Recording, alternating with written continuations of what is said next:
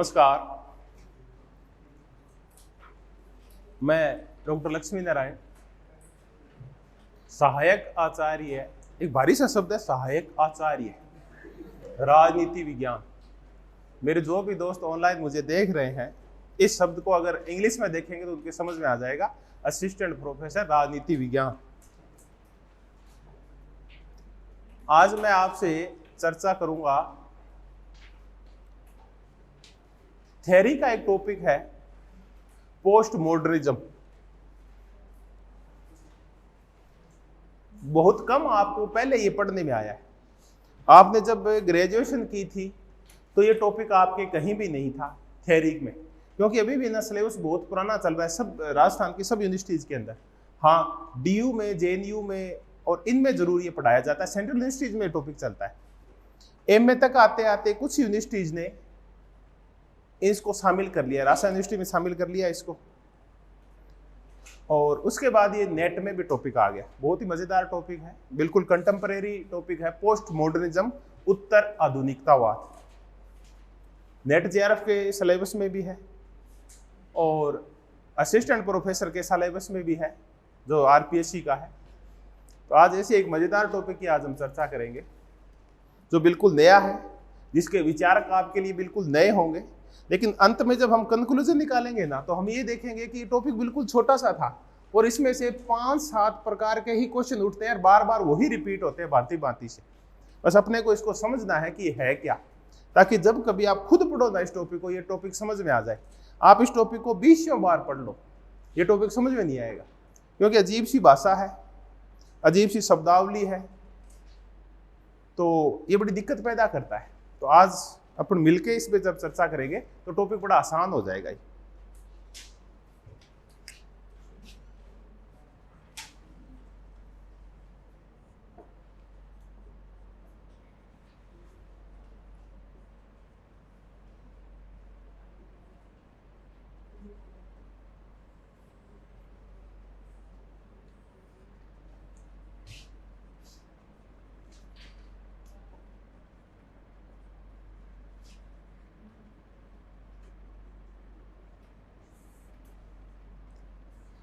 Post modernism, उत्तर आधुनिकतावाद, बिल्कुल एक समकालीन अवधारणा है। और हम जब आइडियोलॉजीज पढ़ते हैं उसमें भी पढ़ते हैं इसको। कई बार ये कंसेप्ट में आ जाता है, क्योंकि ये बहुत बड़ी एक विचारधारा का और परिवर्तन का रूप नहीं ले पाया, तो कई बार ये ना कई जगह आइडियोलॉजी में भी इसको शामिल किया जाता है, विचारधाराओं में पोस्ट मॉडर्निज्म को शामिल किया जाता है।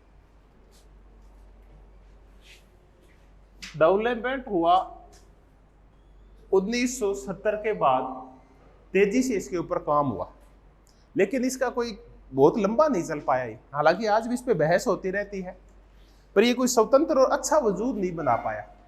हालांकि एक बार ये बड़े तेजी से फैला साहित्य में, वास्तुकला में और आलोचना शास्त्र में और भाषा में और पेंटिंग वेंटिंग में इसने एक बड़ी भूमिका अदा की एक बार।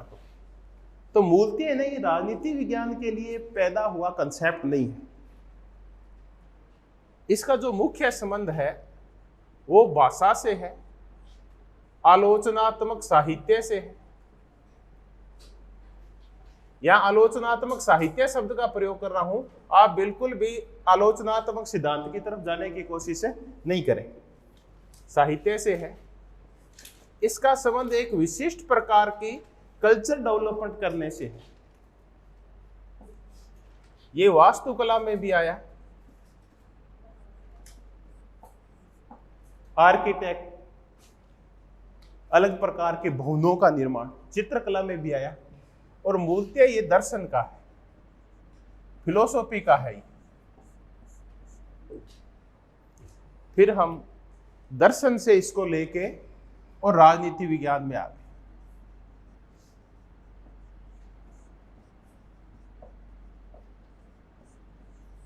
क्योंकि ये दर्शन से आया है और भाषा से आया है, विशेष करके दर्शन और भाषा से, इसलिए ना ये समझ में कम आता है। अगर ये सीधा राजनीति विज्ञान में पैदा हुआ होता और इस प्रकार का कोई आंदोलन या विचारधारा होती, तो जैसे अपने मार्क्सवाद समझ में आ जाता है, उदारवाद समझ में आ जाता है, तो समझ में आ जाता। दिक्कत ये है कि भाषा से और घूम घाम के और फिर राजनीति विज्ञान में इसको खींच के लाया गया, तब इसकी दिक्कत आती है। शब्दावली से पता चल रहा है कि उत्तर आधुनिकता, इसका मतलब एक चीज चली गई है, क्या चीज? आधुनिकता। और अब इसके विरोध स्वरूप क्या आ गई है? उत्तर आधुनिकता, जो नकार रही है कि हे आधुनिकता तेरी तो हो गई है छुट्टी और तेरी जगह कौन आ गई है? मैं आ गया हूं। उत्तर आधुनिकता आ गई है, उत्तर आधुनिकतावाद आ गया। तो ये माने कि अब ये काल चला गया है आधुनिकता का और उसकी जगह क्या आया है? उत्तर आधुनिकता। पोस्ट होता है बाद का काल। वो सारी परंपराएं, विचार, रीति रिवाज, सोच की पद्धति, वो संरचनाएं, संस्थाएं, वो सब चली गई है जिनका संबंध आधुनिकतावाद से था। और अब सारी चीजें नई होगी और इनके विपरीत होंगी और इनमें संशोधनात्मक होगी। वो सारी चीजें उत्तर आधुनिकतावाद में आएगी। अभी एक बार कहते हैं कोई छवि नहीं बनती, जैसे जैसे हम आगे बढ़ते जाएंगे उत्तर आधुनिकतावाद की एक छवि बन जाएगी मन में। तो उत्तर आधुनिकतावाद की छवि तब बनेगी जब हम इससे पहले किसको समझें? आधुनिकतावाद को। जब तक इन आधुनिकतावाद की इसके साथ तुलना नहीं की जाएगी, इससे अलगाव नहीं किया जाएगा, तब तक ये हमारे समझ में नहीं आएगा। तो पहले अपन आधुनिकता को समझना होगा कि आधुनिकता क्या थी। मॉडर्निटी क्या थी, या मॉडर्निज्म क्या था, आधुनिकतावाद क्या था? आवाज सही आ रही है ना? एक रिदम में आ रही है, पूरी फ्लैक्चुएट हो रही है क्या?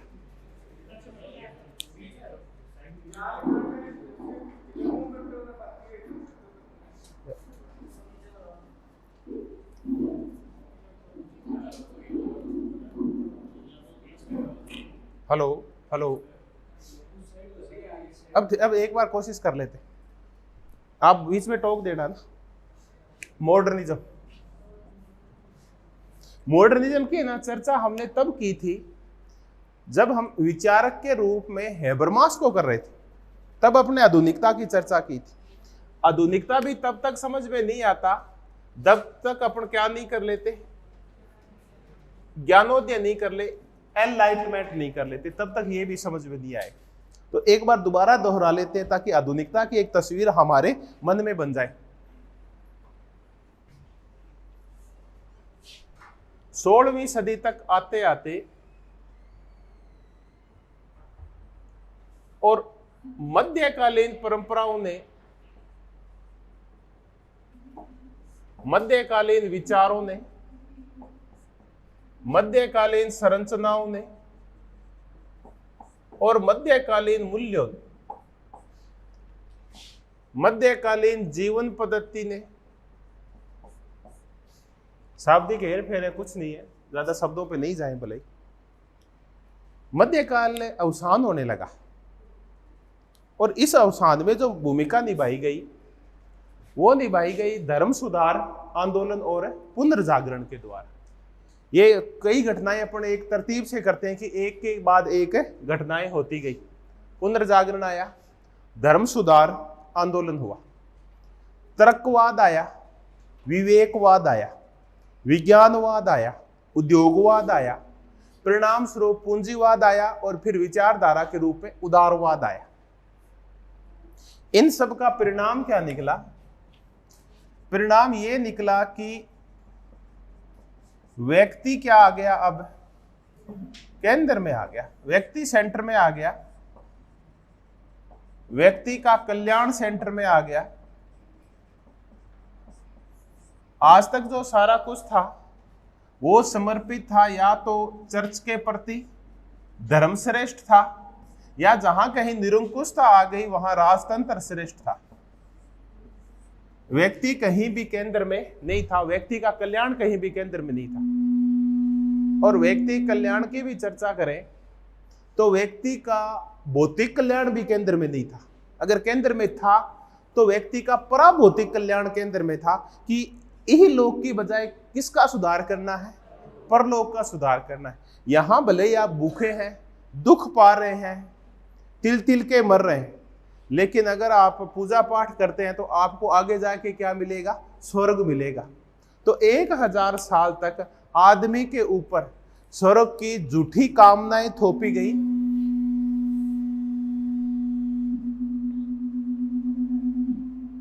और उसका शोषण किया गया। धीरे धीरे व्यक्ति थोड़ा तार्किक हुआ, तब उसके समझ में आया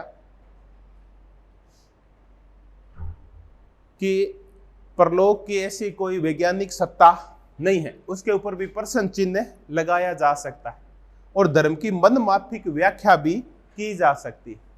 तब फिर ना मध्यकालीन रूढ़ियां चली गई, धर्म का प्रभाव चला गया, धार्मिक रूढ़ियां चली गई, और किसका विकास हुआ? ज्ञानोदय आया। जब ये ज्ञानोदय हुआ, इट मीन्स ज्ञान का उदय हुआ। इसका एक टिपिकल हिंदी शब्द और है, कल भी हम देख रहे थे, क्या आया? प्रबोधन काल आया, एनलाइटमेंट एरा आया।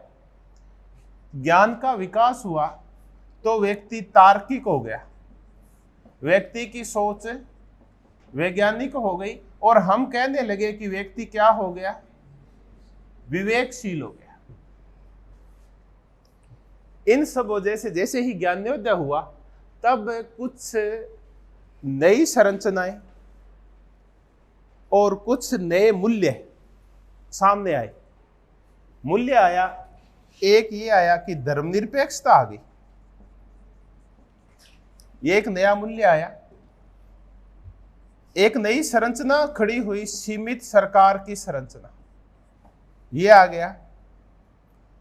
वोट आ गया, सार्वभौमिक वयस्क मताधिकार आया। परिणाम स्वरूप एक नई चीज आई, लोकतंत्र आया। व्यक्ति की तार्किकता को जैसे जैसे आगे बढ़ाया गया, नई नई चीजें पैदा होगी, और ये कहा गया, इन सब तार्किकता ने, विवेकशीलता ने, वैज्ञानिकता ने एक चीज निश्चित कर दी कि अगर हम सोचे ढंग से तो हम ना सार्वभौमिक नियमों का और सार्वभौमिक सत्य का निर्माण कर सकते। हम ऐसे कानूनों का, ऐसी संस्थाओं का, ऐसे नियमों का, ऐसे मूल्यों का निर्माण कर सकते हैं जो पूरे संसार के लिए, मानव जाति के लिए लाभदायक हो सकते हैं। तब एक नई चीज आई, सार्वभौमिकता। देखिए, सार्वभौमिकता का विचार तो पहले भी था, यूनिवर्सलिज्म। विचार ये था कि अगर आप ईसा मसीह के रास्ते के ऊपर चलते हैं तो आप सबके पराभौतिक जगत का क्या होगा? कल्याण होगा। तो ये सार्वभौमिकता थी। ये एक सार्वभौमिक यूनिवर्सल ट्रुथ माना गया कि अगर आप ईसा मसीह के बताए और बाइबल के बताए रास्ते पे चलेंगे तो आपको पक्का ही क्या मिलेगा? स्वर्ग मिलेगा, और आपका आगामी जीवन सुखी हो जाएगा।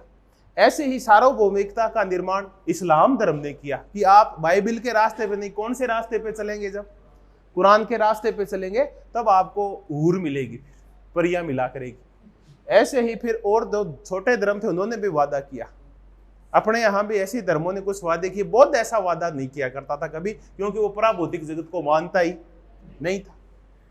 तो सार्वभौमिकता तो पहले भी थी। इन्होंने कहा, उन्होंने सार्वभौमिकता तो ले ली, लेकिन उन्होंने धर्म को निकाल दिया, ईश्वर को निकाल दिया और स्वर्ग को इससे निकाल दिया।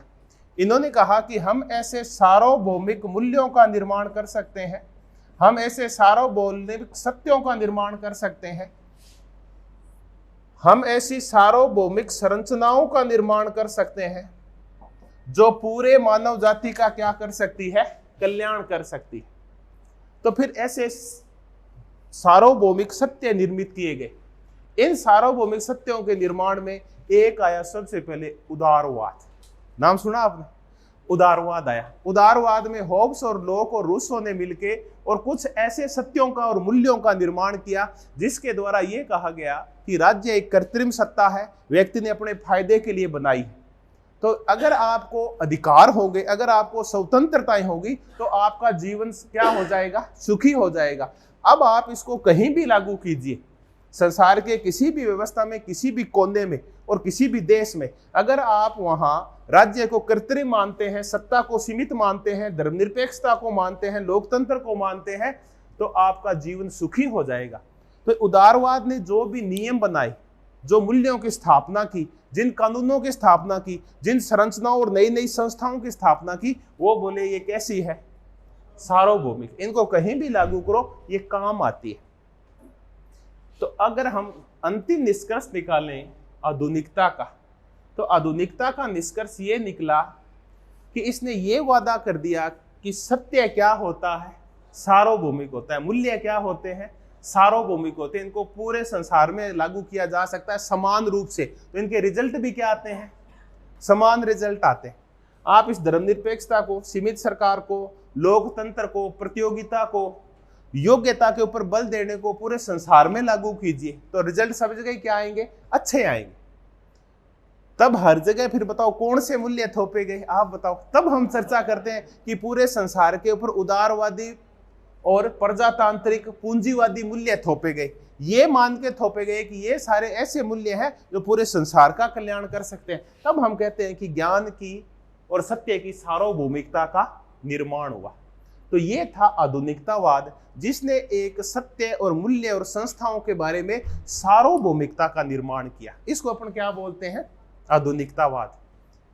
अब इस आधुनिकतावाद में उदारवाद आया, फिर रूढ़िवाद बोला कि मैं जो सत्य बता रहा हूं वो सत्य ना बहुत ही अच्छे हैं, आप उनका पालन करो। फिर कार्ल मार्क्स आया कि नहीं ये दोनों ही झूठे हैं, मैं जो बता रहा हूं वो क्या है, ज्यादा सही है।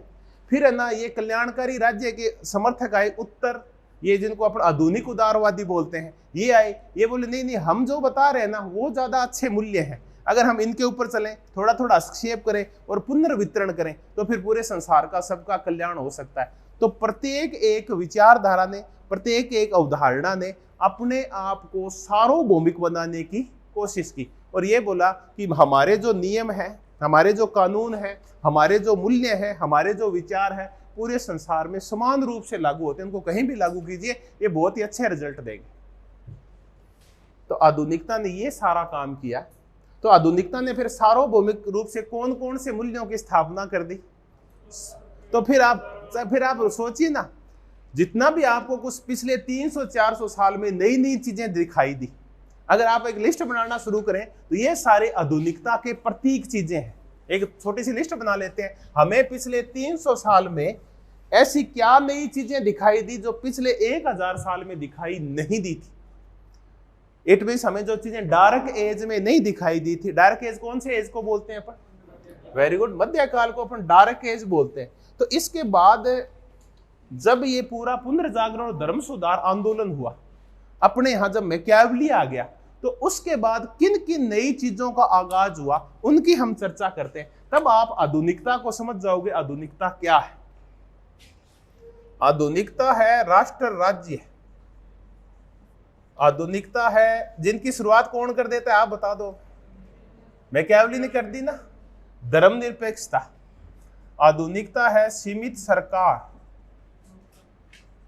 आधुनिकता है लोकतंत्र, आधुनिकता है स्वतंत्रता, समानता और बंधुत्व,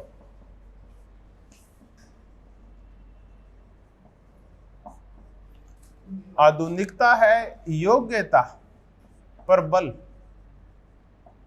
आधुनिकता है आवश्यकता पर बल,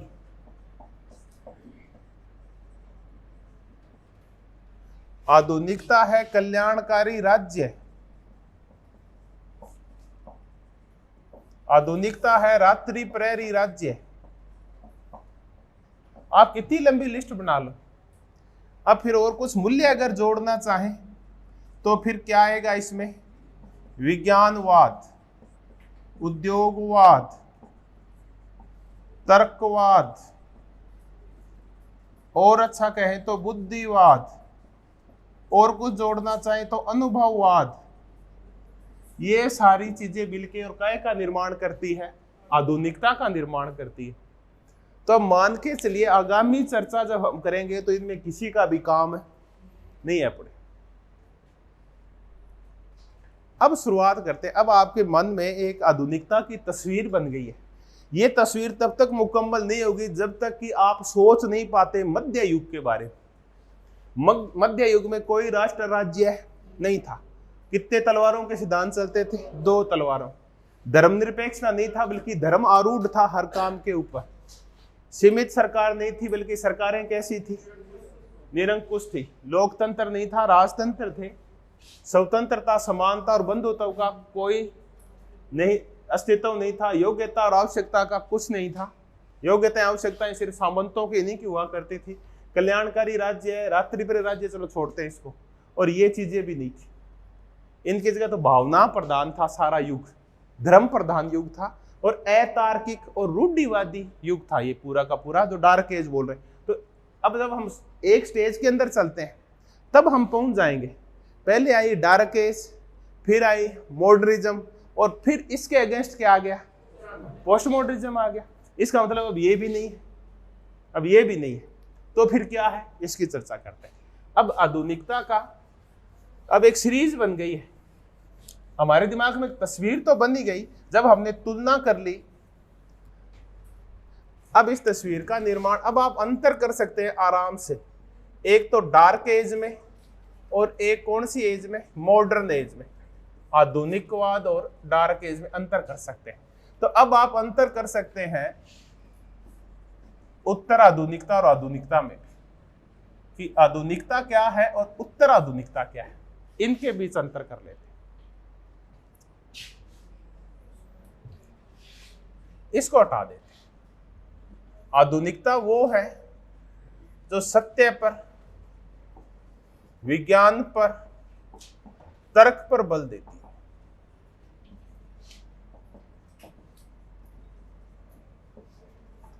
आधुनिकता वो है जो सार्वभौमिकता पर बल देती है। आधुनिकता वो है जो समग्रता पर बल देती है।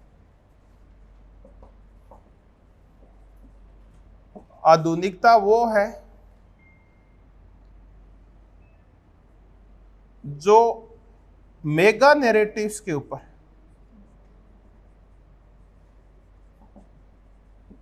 बल देती है। आधुनिकता वो है जो अंतरराष्ट्रीयवाद पर बल देती है। और कुछ कर लेंगे याद आया तो। उत्तर आधुनिकता इसकी बिल्कुल उल्टी चलती है, और लिख ले। आधुनिकता वो है जो सत्य को निरपेक्ष मानती है। हालांकि ऊपर इसी चर्चा और हो जाएगी। सत्य को निरपेक्ष मानती है।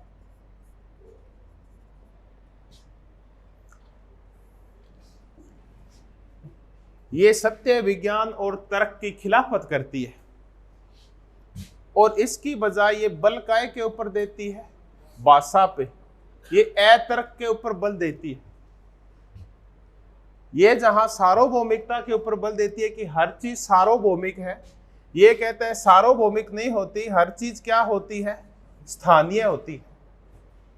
अब देखें, जब हम कहते हैं कोई भी चीज सार्वभौमिक है, तब हम कहते हैं कि चीजें हैं वो वस्तुनिष्ठ है।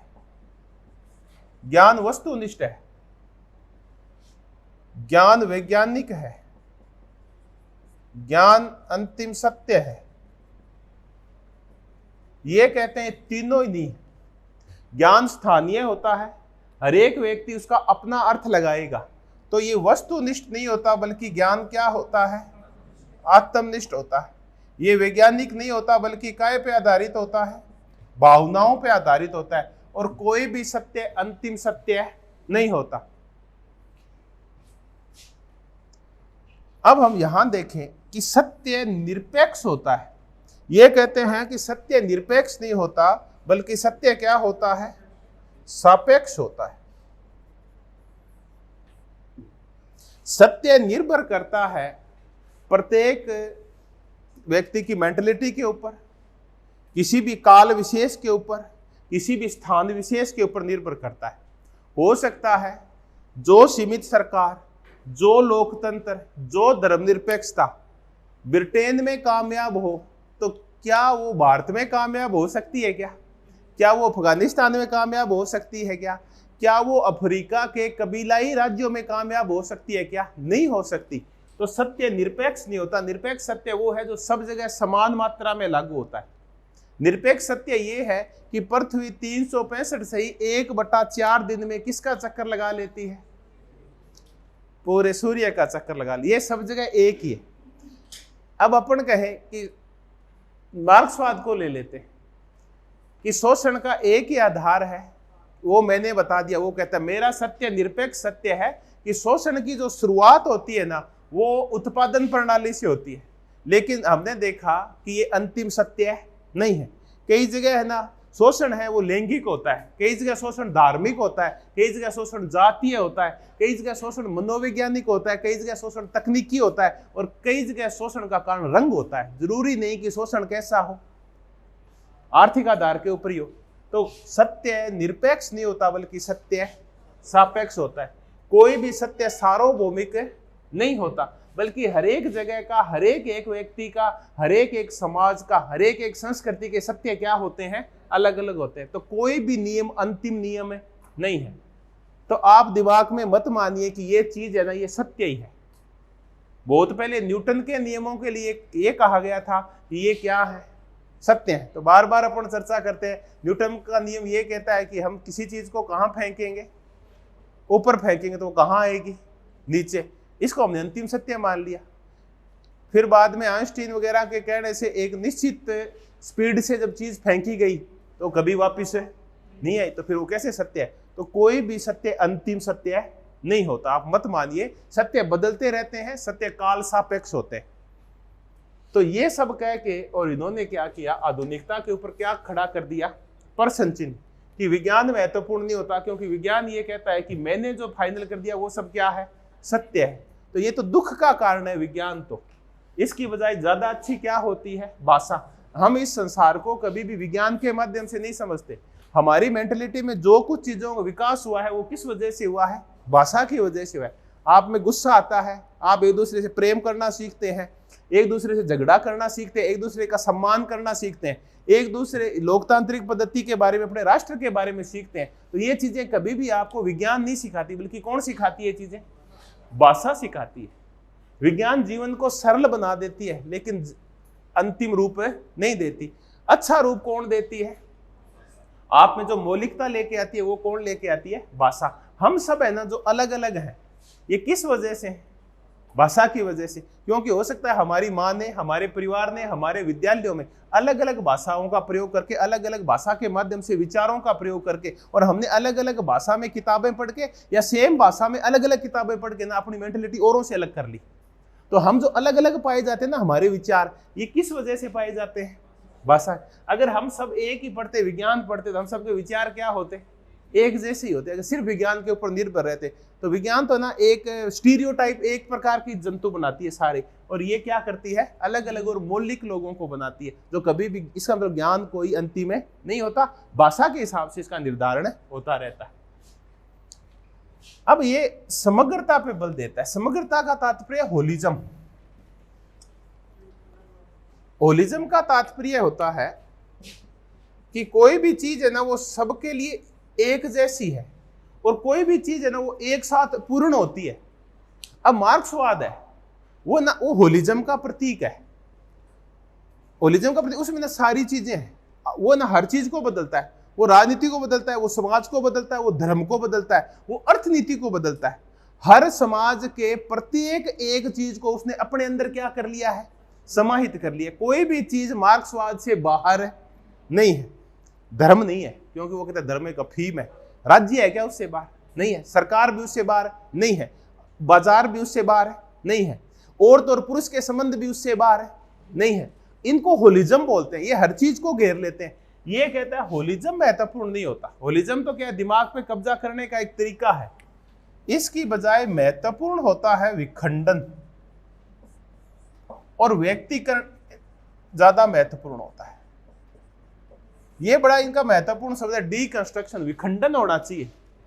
चीजें कभी एक साथ नहीं चलती। ठीक है, मार्क्स कुछ चीजों को समझा पाता होगा, लेकिन वो हर मामले में दखलंदाजी है ना, वो गलत है। तो हर काम है ना वो होलिज्म एक साथ, बहुत बड़ी विचारधारा इतनी बड़ी नहीं होनी चाहिए कि सब चीजों को घेर ले, बल्कि उनमें क्या होना चाहिए? विखंडन। जैसे आप मार्क्सवाद पढ़ते हैं, आपके हर चीज को घेर लेता है वो। जबकि आपको ना उसके प्रभाव में नहीं आना है, बल्कि हर विचार का, हर एक चीज का क्या करना है, आपको विखंडन करना है, तोड़ना है उसको।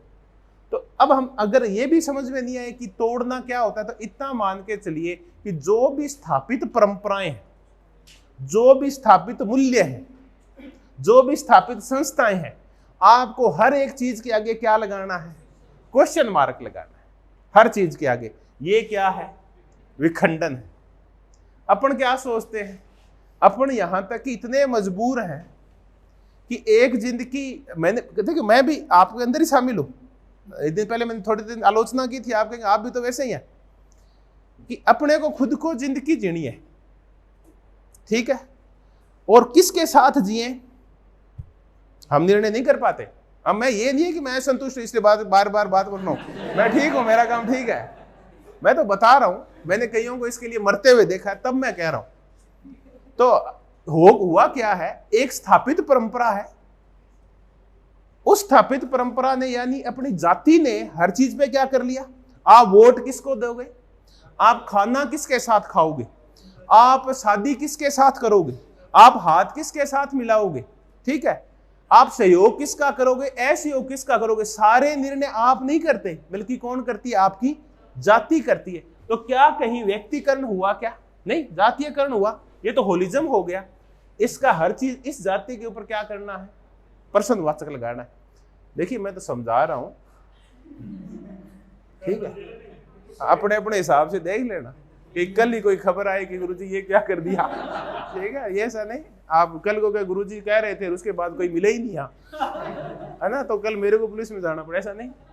हाँ अभी 8 जब तक कोचिंग चल रही है तब तक नहीं, उसके बाद कुछ भी करना, विखंडन करना चाहे आप, तो विखंडन का तात्पर्य हर चीज के ऊपर क्या लगाना, प्रश्न चिन्ह लगाना। अब चलते हैं मेगा नैरेटिव्स का विरोध करते हैं।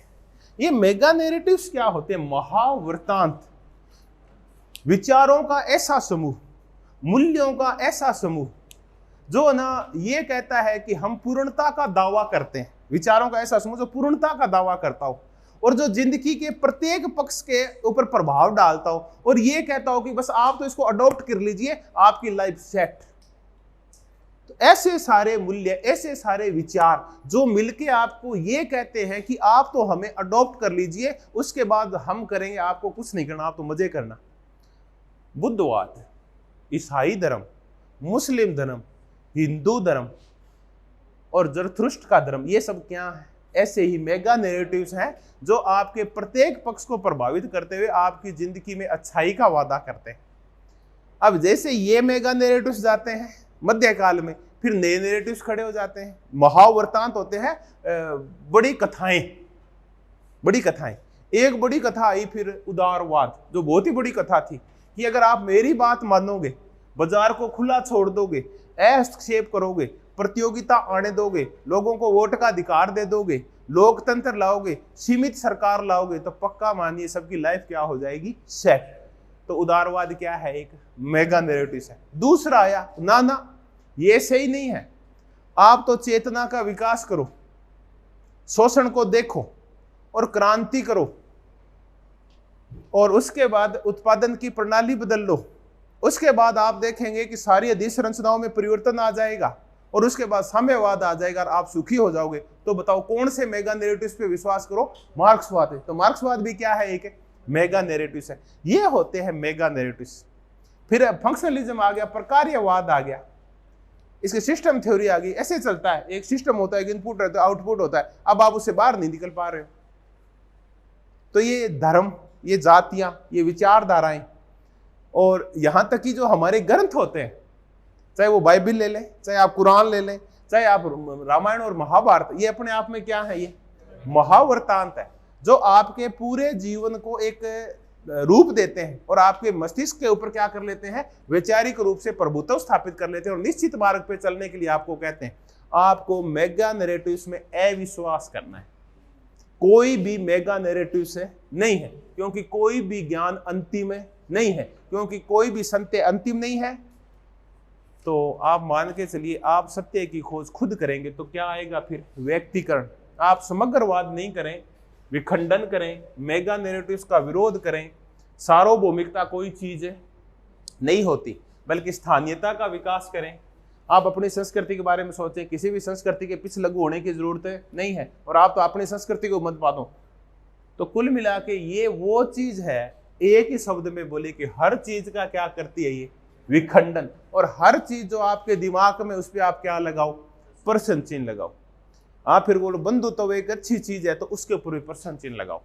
आप ये कहते हो परिवार एक अच्छी चीज है, जहां हमें प्रेम मिलता है, आराम मिलता है, उसमें भी प्रश्न चिन्ह लगाओ। कि हो सकता है आपका सेट दिमाग उसने ऐसा सोच, उल्टा सोच के देखो कि आपका स्वतंत्रता में और ही ज्यादा आराम हो, जो परिवार नहीं हो तो ये भी तो हो सकता है। तो हर चीज के ऊपर, चाहे वो फिर राजनीतिक व्यवस्था हो कि ये व्यवस्था सबसे अच्छी है, कोई विचारधारा हो कि ये विचारधारा अच्छी है, कि जाति सबसे अच्छी ये है, धर्म सबसे अच्छा ये है, ऐसा कुछ नहीं है। हर चीज के ऊपर प्रश्न चिन्ह लगाओ, हर चीज का विखंडन करो। क्या है उत्तर? है आधुनिकता। यही है उत्तर आधुनिकता। हमें कुछ ज्यादा नहीं करना, कुछ ज्यादा हेर फेर नहीं करनी। कुल मिला के हमें किसी भी चीज को मानना नहीं है, हमें अपनी दुम को कुत्ते की तरह क्या रखना है, टेढ़ा ही रखना है हर चीज में। बस ये उत्तराधुनिकता। अब तो आप समझे, सिंपल भाषा में यही है। अब हम देखें कि उत्तराधुनिकतावाद की विशेषताएं क्या है। जैसी अपनी ये विशेषताएं करेंगे ना, आपको हर चीज समझ में आ जाएगी। उत्तराधुनिकता विरोध करती है किसका? आधुनिकतावाद का विरोध करती है। तो आधुनिकतावाद में जितनी भी चीजें हम थोड़ी देर पहले देख रहे थे कि लोकतंत्र बहुत ही अच्छी प्रणाली है और सबको सुखी कर देती है, सब जगह लागू हो जानी चाहिए। क्यों हो जानी चाहिए? क्या अमेरिका में सारे लोग सुखी हैं क्या? क्या ऐश्वेत सुखी है क्या? पीछे ही एक ऐसे ही लोकतंत्र में एक गोरे पुलिस वाले ने एक निर्दोष ऐश्वेत को अकुनी दे के मार दिया।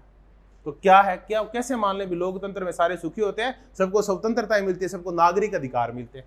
नहीं मानेंगे।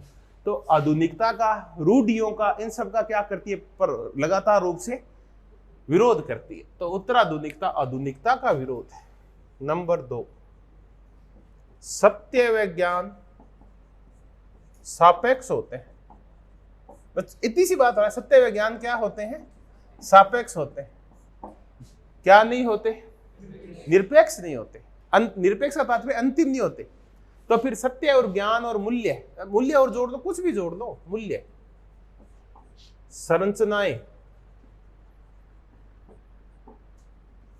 अभी जब हम इन लोगों को पढ़ रहे थे, जब ये पॉलिटिकल कल्चर पढ़ रहे थे, पॉलिटिकल डेवलपमेंट पढ़ रहे थे, तब आपने उन लोगों को देखा, अंग्रेजों को। ये जो पाश्चात्य विचारक थे, आमंड और ये सिडनी वर्बार, ये सब क्या कह रहे थे? कौन सी व्यवस्थाओं को अच्छा बता रहे थे?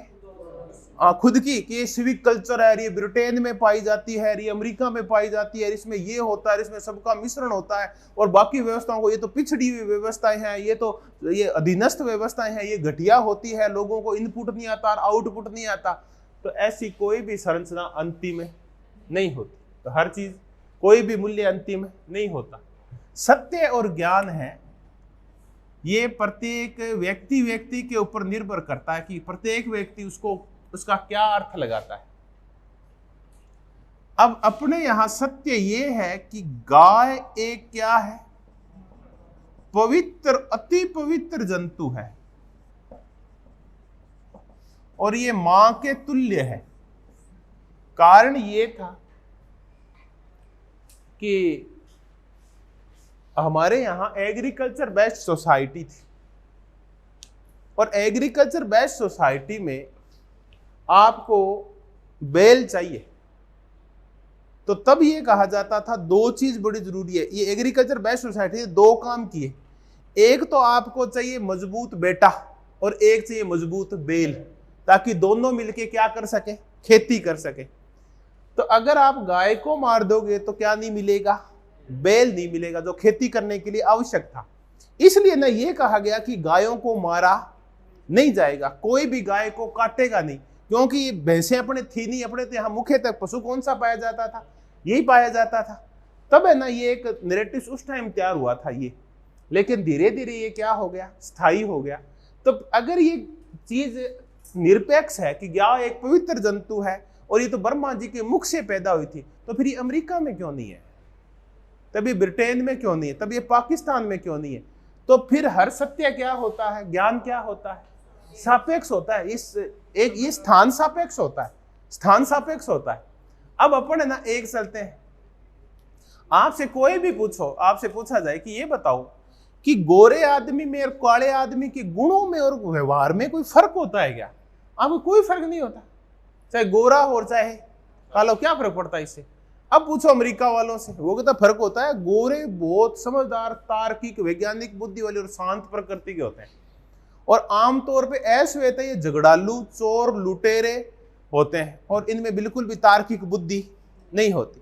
अब बताओ, ये वहां का सत्य है लेकिन हर जगह लागू नहीं होता। तो मान के चलिए कि जो सत्य है, जो ज्ञान है, जो हमने प्राप्त किया है, चाहे वो किसी भी रूप में, किसी भी माध्यम से, चाहे वो आपने दर्शन में प्राप्त किया, चाहे धर्म में, चाहे जातियों का ज्ञान है, चाहे विचारधाराओं का ज्ञान है, ये ज्ञान निरपेक्ष नहीं है, समान नहीं है, किसी भी समाज के लिए, किसी भी स्थानीयता के लिए अलग अलग है सारी चीजें। तो सत्य और ज्ञान क्या होते हैं, हमेशा ही सापेक्ष होते हैं। तो ये भी कह लो, कभी ज्ञान सार्वभौमिक नहीं होता, ये भी इसी में आ जाता है। नंबर 3, उत्तराधुनिकता एक सांस्कृतिक तर्क है या अवधारणा है, इतना आप ध्यान रखें। यह भी इसको समझते हैं कि ये सांस्कृतिक तर्क या सांस्कृतिक अवधारणा क्या होती है। एक थिंकर है जेमेसन। जेमेसन कहता है कि ये जो उत्तराधुनिकता है, ये लेट कैपिटलिज्म, इसको विलंबित, आगे आगे इसकी खूब चर्चा आएगी, विलंबित पूंजीवाद का सांस्कृतिक तर्क है।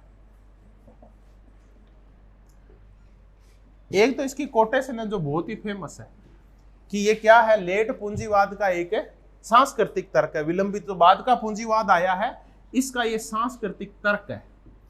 इसका तात्पर्य उत्तराधुनिकतावाद एक नई संस्कृति तैयार करता है, एक ऐसी संस्कृति तैयार करता है जो पोप संस्कृति तैयार करता है, एक ऐसी संस्कृति तैयार करता है आलोचनात्मक रूप से, जिसमें किसका बढ़ावा दिया गया है, उपभोक्तावाद को, यानी ये खाओ पियो और मौज प्रकार की संस्कृति को बढ़ावा देता है। ये चूंकि हर एक मुद्दे के ऊपर प्रश्न चिन्ह कौन लगाते हैं, स्थापित परंपराओं के ऊपर, स्थापित व्यवस्था और स्थापित सरकारों के ऊपर युवा लगाते हैं। तो ये किसके ऊपर बल देता है, ये युवा संस्कृति के ऊपर बल देता है। नंबर 1, एक तो ऐसी है ये संस्कृति, यानी अपन एक संस्कृति का ही मुद्दा है, ये एक कल्चर है ऐसी, जो पॉप कल्चर है, उपभोक्तावाद को, भोगवाद को, ये उनको बढ़ावा देता है उत्तराधुनिकतावाद। युवाओं को बढ़ावा देता है, क्योंकि युवा विखंडन करते हैं, युवा हर चीज को तोड़ते हैं, हर चीज पे क्या लगाते हैं, प्रश्न चिन्ह लगाते हैं। तो इनका ये ज्यादा झुका हुआ है। फिर इसका एक चीज और है, ये ना विरोधी है, ये विरोधी है पाश्चात्य सभ्यता का, ये विरोधी है पाश्चात्य प्रभुता का। ये कहते हैं कि इस सभ्यता ने ये यूरोसेंट्रिज्म जो पैदा हुआ है, यूरोसेंट्रिज्म का क्या तात्पर्य लगाए कि हर चीज किसके चारों ओर केंद्रित हो गई है, यूरोप के चारों ओर। कि सबसे अच्छी व्यवस्था निकली है तो कहां से निकली है, यूरोप से। अगर सभ्यता पाई जाती है तो यूरोप में, संस्कृति पाई जाती है तो यूरोप में, अच्छी राजनीतिक व्यवस्था पाई जाती है तो यूरोप में।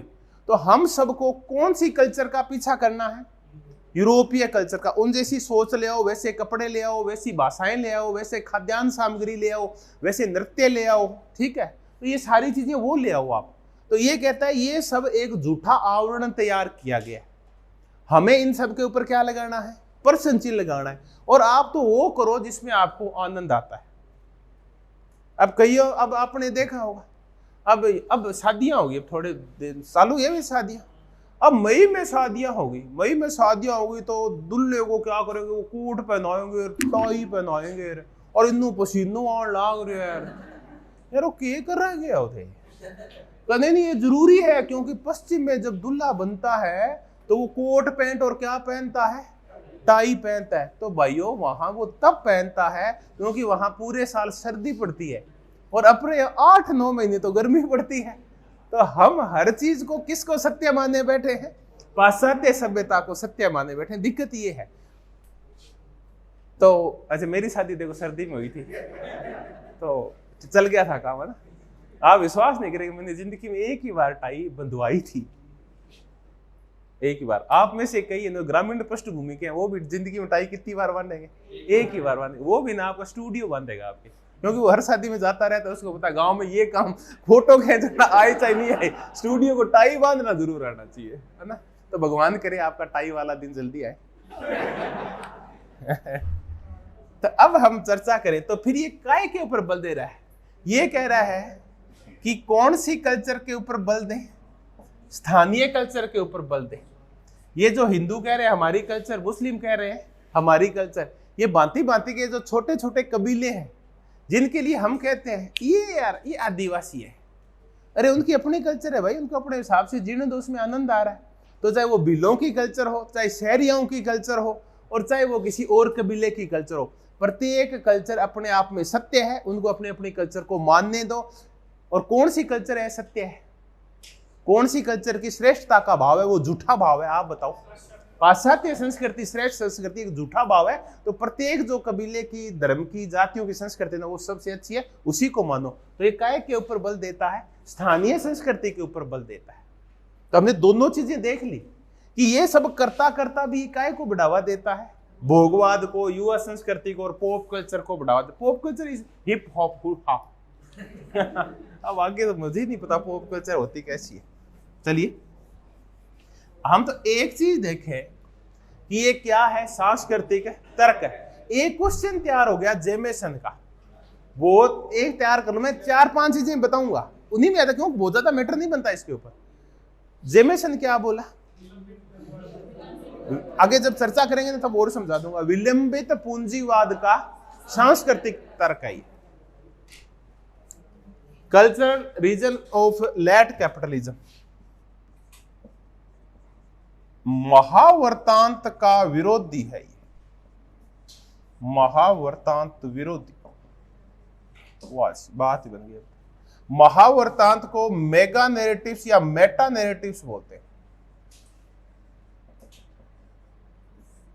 अब हम समझ गए कि मेगा नैरेटिव्स या मेटा नैरेटिव्स या महावृतांत ये भांति भांति के होते हैं। धर्म में ये भांति भांति के धर्म है, और राजनीति में भांति भांति की विचारधाराएं, और आधुनिक समय में भांति भांति की अवधारणाएं। इन सबको हम क्या बोलते हैं? मेटा नैरेटिव्स बोलते हैं।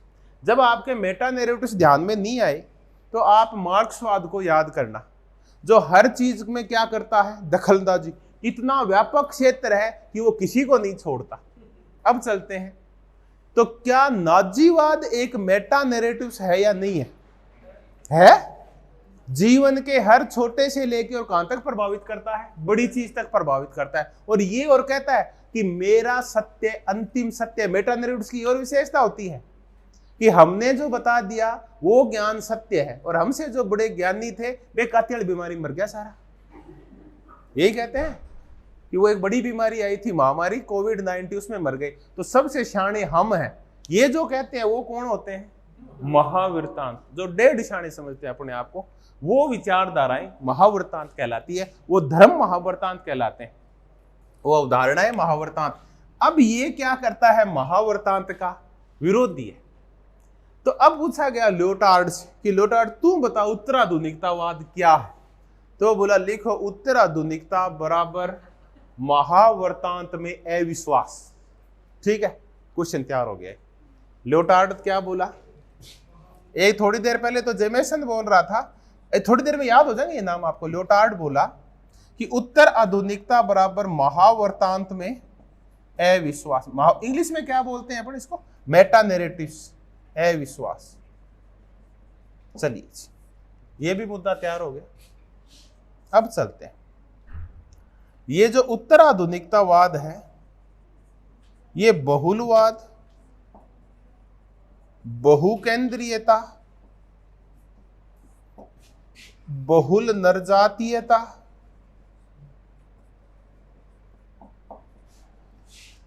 बहुल संस्कृति में विश्वास करता है।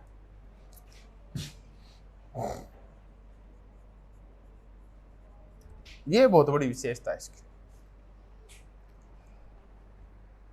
इसका तात्पर्य है कि आप सबको एक जैसा बनाने की कोशिश मत कीजिए। बहुलवाद, बहुकेंद्रीयता, बहुत सारी नरजातीयता और उनका स्वतंत्र अस्तित्व, बहुल संस्कृतियों का अपना अपना अस्तित्व, कोई भी संस्कृति दूसरी संस्कृति के ऊपर आधिपत्य स्थापना की कोशिश नहीं करेगी। प्रत्येक संस्कृति का स्वतंत्र वजूद होना चाहिए, चाहे वो अल्पसंख्यक हो और चाहे अति अल्पसंख्यक हो, और चाहे कैसी भी हो, चाहे वो रंग के आधार पे हो, चाहे लिंग के आधार के ऊपर हो। हर संस्कृति, ये इसके ना पर्टिकुलर शब्द है ये, बहुलवाद, बहुकेंद्रीयता था। एक एकल केंद्रीयता होती है तो सारी चीजें क्या हो जाती है, एक जगह इकट्ठी हो जाती है। किसी चीज को इकट्ठा नहीं करना, यहाँ तो बिखेरना है हर चीज को। तो किसी भी शक्ति के केंद्र कितने होने चाहिए, आप बताओ? शक्ति के केंद्र बहुत सारे शक्ति के केंद्र होने चाहिए। शक्ति एक जगह इकट्ठी नहीं होनी चाहिए, सत्ता एक जगह इकट्ठी नहीं होनी चाहिए, बहुकेंद्रीयता होनी चाहिए। बहुल नरजातीयता, हर एक नरजातीयता का, एथनिसिटी का अपना वजूद होना चाहिए, हमें उसको दबाने की आवश्यकता नहीं है। तो क्या अगर हम चर्चा करें उत्तर आधुनिकतावादियों की और इनसे पूछा जाए कि दोस्तों आप कश्मीर के मुद्दे पे अपनी राय व्यक्त करो, मिस्टर लियोटार्ड, जेमेसन, बोदरियार्ड, देरिंदा वगैरह तुम बोलो, मिशेल फुको को भी बोले अपन, तो क्या बोलेंगे बताओ? भारतीय सरकार की कार्रवाई के बारे में क्या बोलेंगे? वो आलोचना करेंगे उसकी। ये कहते हैं हर नरजातीयता को अपने हिसाब से अपनी राजनीति और अपनी शासन व्यवस्था को निर्धारित करने की पूरी छूट है, तो उसको खुला छोड़ो आप। तो ये खुलेपन में इनमें विश्वास करती है, ये है उत्तर आधुनिकता।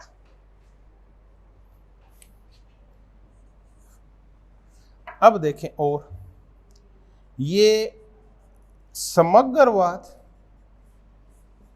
एकीकरण की बजाय अगर विश्वास करती है तो काय में करती है? विखंडन में करती है। और जैसे हम विखंडन बोलते हैं, इसको हम इंग्लिश में भी याद करेंगे आप, डीकंस्ट्रक्शन।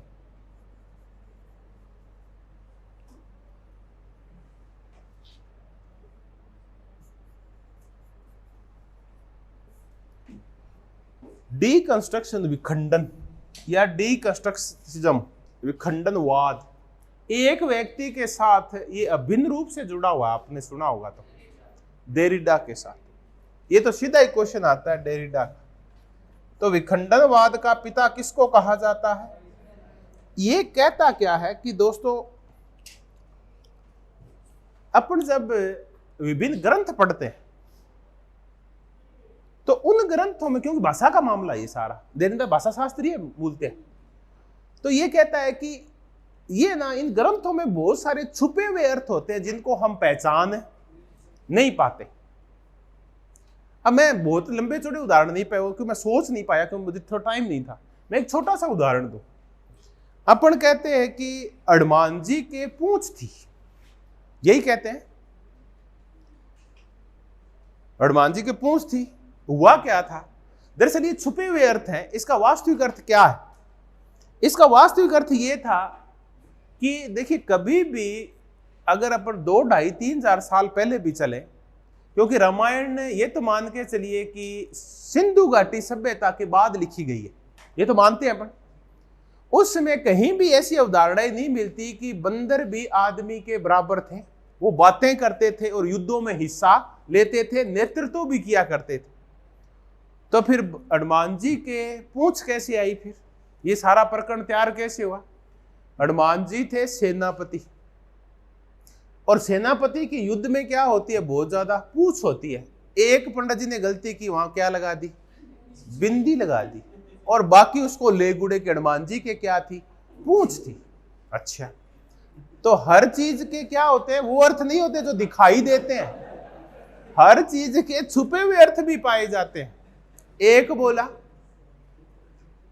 कि रावण इतना ज्यादा इंटेलिजेंट था कि उसके एक ही मस्तिष्क में 10 मस्तिष्क जितना ज्ञान था, यानी उसका सॉफ्टवेयर और इतना डेवलप था कि बहुत ज्यादा उसमें मेमोरी थी। तो एक दूसरा वो, क्योंकि पढ़ते लिखने काम कम पड़ता था इनको तो आगे गपोड़ चलाने होते थे। वो बोला रावण के कितने सिर थे? अरे भाई 10 सिरों जितना ज्ञान था उसे एक सिर के अंदर, इतना ज्ञानी व्यक्ति था वो। तो देखिए, हर चीज के वो अर्थ नहीं होते जो हमें दिखाई देते हैं। आप उन अर्थों का विखंडन कीजिए और उनकी छुपी हुई भाषाओं को समझने की कोशिश कीजिए।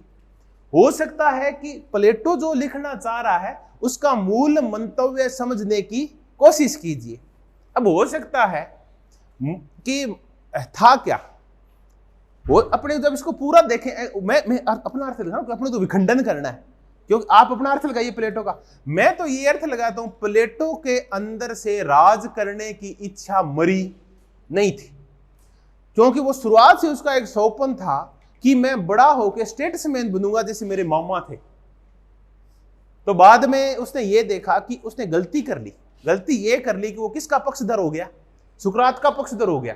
जब सुकरात का पक्षधर हो गया ना, उसको पता चला मेरा यार नंबर है, नहीं आएगा, नहीं आएगा, तो अब बताओ नंबर कैसे आए। तो फिर उसने सोचा कि एक ऐसी मेंटलिटी तैयार की जाए लोगों की ताकि लोग बोले यार राजा तो ये लगता है।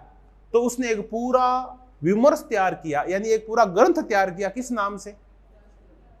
नहीं, एक ग्रंथ तैयार किया, रिपब्लिक लिखी, और उसमें यह बोला कि जो सबसे बड़ा दार्शनिक होगा वो क्या बनेगा? राजा।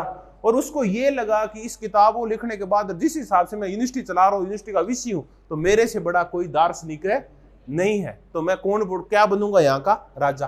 तो ये है विखंडन। मैंने कोशिश की है एक उदाहरण के द्वारा आपको समझाने की कि ऐसे हर एक ग्रंथ में हर एक भाषा के जो अर्थ हैं वो निश्चित नहीं होते, आप उनके वो अर्थ लगाओ जो उसके अर्थ है ही नहीं, और नए नए अर्थों को खोजने की कोशिश करो। तो मौलिकता लाओ, चीजों को वैसे नहीं रटो जैसी कि वो लिखी गई है। तो ये काय पे बल देता है? विखंडन पे बल देता है। ये कहता है किसी भी चीज का क्या मत करो? एकीकरण मत करो, बल्कि उसको क्या करो? तोड़ो, टुकड़े कर दो उसके हर चीज के अंदर। समग्रतावाद में कभी भी विश्वास मत करो। जाति के विचार समग्र विचार हैं जो आपको चारों तरफ से घेरे रखते हैं। धर्म एक समग्रतावाद तैयार करता है, और क्या तैयार करता है? एकीकरण। आपके नहीं समझ में आ रहा समग्रतावाद क्या है, नहीं समझ में आ रहा एकीकरण क्या है, तब मैं एक शब्द लिखता हूं, राष्ट्रवाद। राष्ट्रवाद क्या तैयार करता है बताओ? एकीकरण तैयार करता है। राष्ट्रवाद समग्रता तैयार करता है, और फिर इसका परिणाम क्या निकलता है? कुछ लोगों के व्यक्तिगत हितों के ऊपर हम सबको बलिदान होना होता है। हमें पता ही नहीं चलता कि हम कब लोगों के इच्छाओं के और लोगों के साध्यों के लिए काय का काम करने लगते हैं, साधन का काम करने लगते हैं। तो आप समग्रवाद और एकीकरण का क्या करो? विरोध करो। तो और काय का पालन करो? विखंडन का पालन करो। आधुनिकतावाद का विरोध करना है। सत्य और ज्ञान क्या है? सापेक्ष है।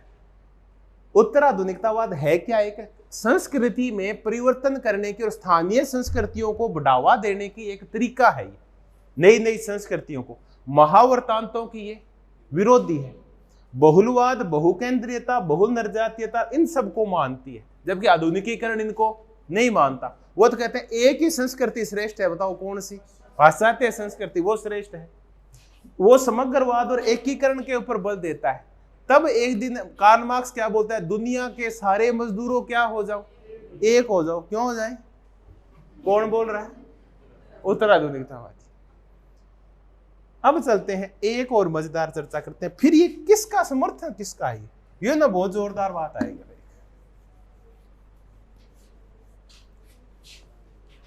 इनको आधा हटाते हैं एक बार, फिर चर्चा करेंगे इनके ऊपर। फिर एक मुद्दा और करते हैं कि ये ना नई राजनीति करता है। जब ये नई राजनीति करता है ना, तो ये उन वर्गों को महत्व देता है जो हाशियाकृत है, जो उपाश्रित है, जो दमित है। उन वर्गों का हिमायती है ये। उन वर्गों का विरोधी है जो अभिजन है, जो सत्ता के केंद्र में बैठे हैं, उनका ये विरोध करता है। और जो वर्ग हाशिया करता है, दमित है, उपाश्रित है, उनका समर्थन करता है। तब ये नारीवाद का समर्थन करता है। तब ये अल्पसंख्यकों के कल्याण के लिए बहु संस्कृतिवाद का समर्थन करता है। तब ये अश्वेत आंदोलन का समर्थन करता है। तब ये विभिन्न जगहों पे नागरिक अधिकार आंदोलनों का समर्थन करता है। अब फिर चर्चा करते हैं। अश्वेतों का आंदोलन, शांतिवादी आंदोलन, पर्यावरणीयवादी आंदोलन, दलितों के आंदोलन, पिछड़ों के आंदोलन, ये सब क्या है? नई राजनीति है ये सारी। ये किसको सेंटर में लाती है? हाशियाकृत, उपाश्रित और दमित वर्गों को। अश्वेतों का जो ब्रिटेन में पूरा आंदोलन चला, यही तो था। युवाओं के आंदोलन चले हैं यूरोप में, जर्मनी में और कई जगह भांति भांति से। ये सब युवा जो विखंडित करना चाहते हैं हर एक परंपरा को, उनका ये समर्थन करता है। तो ये नई राजनीति का समर्थन करता है और जो स्थापित अभिजन है उनको वहां से हटाना चाहता है, क्योंकि हर चीज को हटाना चाहता है। ये तो हर चीज को हटाना चाहता है, तो विचारों को, मूल्यों को, संस्कृति को हटाने के साथ साथ और किसको हटाएगा? उन संस्थाओं को और उन व्यक्तियों को हटाना चाहेगा जो कब्जा कर रखा है जिन्होंने। जैसे श्वेतवाद ने कब्जा कहां कर रखा है? अमेरिका के अंदर। ब्राह्मणवाद ने कब्जा कहां कर रखा है? भारत के ऊपर। इन सबको हटाना चाहता है। तो ये कौन किसको हटाना चाहता है? हाशियाकृत, उपाश्रित और दमित वर्गों का समर्थक है। कोई एक आधा और रह गया हो तो बता दो ताकि आपको समझा दो। यही बड़े बड़े मुद्दे हैं इसके, है जी। है क्या हुआ? हाँ, वो तो आत्मनिष्ठा व्यक्ति, वो तो इनकी चर्चा होगी पहले, ठीक है। इन सब का ये क्या करता है? समर्थक है। तो ये ना एक क्वेश्चन तो यहीं से आएगा। अपन फिर दोहरा रहे थे, एक बार मैं इनको हटाता हूं और अपन फिर दोहरा लेंगे इनको। बस ये एक अजीब ही प्रकार का ये कंसेप्ट। अब आपकी दिक्कत नहीं आएगी कि ये चाहता क्या है। अब आप बताओ मुझे, आधुनिकता का ये विरोधी है और सत्य को ये सापेक्ष मानता है, किसी भी ज्ञान को अंतिम नहीं मानता, किसी भी ज्ञान को सत्य नहीं मानता। और देखें, महावर्तांतों का विरोधी, विखंडन का समर्थक है, बहुल केंद्रीयता और बहुल निर्जातीयता का समर्थक है, हाशियाकृत और उपाश्रित और नई राजनीति का ये समर्थक है। हाँ, स्थानीयता का, सार्वभौमिकता की बजाय स्थानीयता का समर्थन करता है। ठीक, अब हम देखें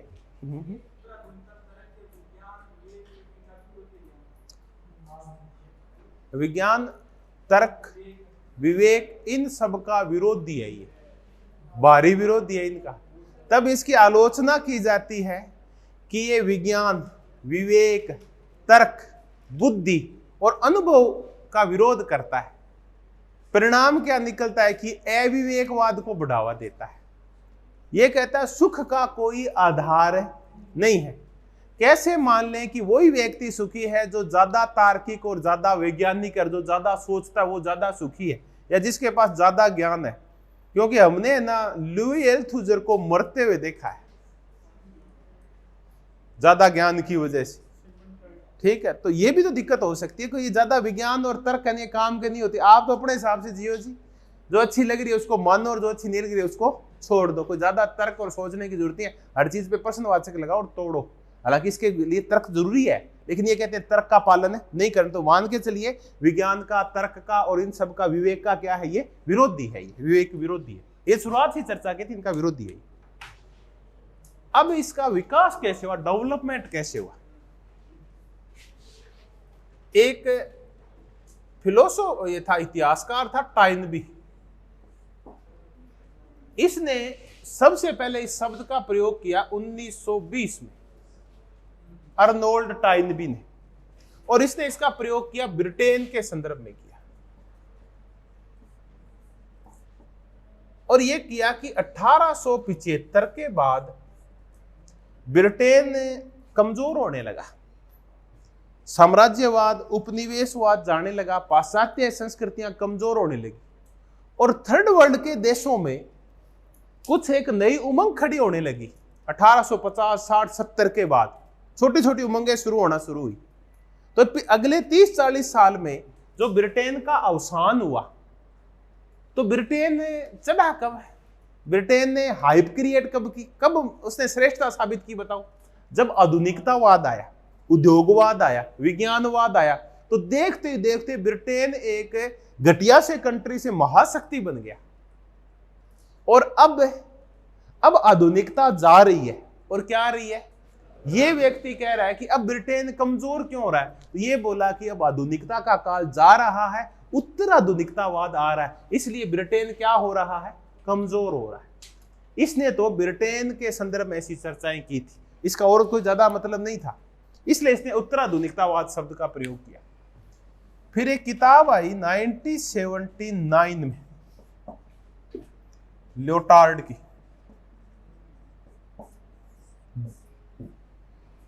किताब थी पोस्ट मॉडर्न कंडीशन।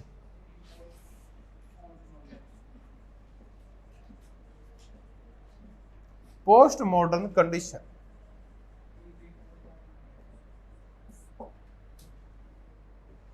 इस किताब ये 1979 में आई। इसके बाद ना इस आधुनिकतावाद का एक अवधारणा के रूप में विकास हुआ। देखिए पहले तो एक शब्द के रूप में तो था ये, पर लोग इसकी चर्चा नहीं किया करते थे। फिर इसने ना पूरा समझाया, जैसे अभी अपन चर्चा करी थी थोड़ी देर पहले, इसने पूरा समझाया कि उत्तर आधुनिकता होती क्या है। तो ये बड़ी महत्वपूर्ण किताब है पोस्ट मॉडर्न कंडीशन। इसमें पहली बार इस अवधारणा का विकास किया गया। फिर ये खैर धीरे धीरे डेवलप हो गई।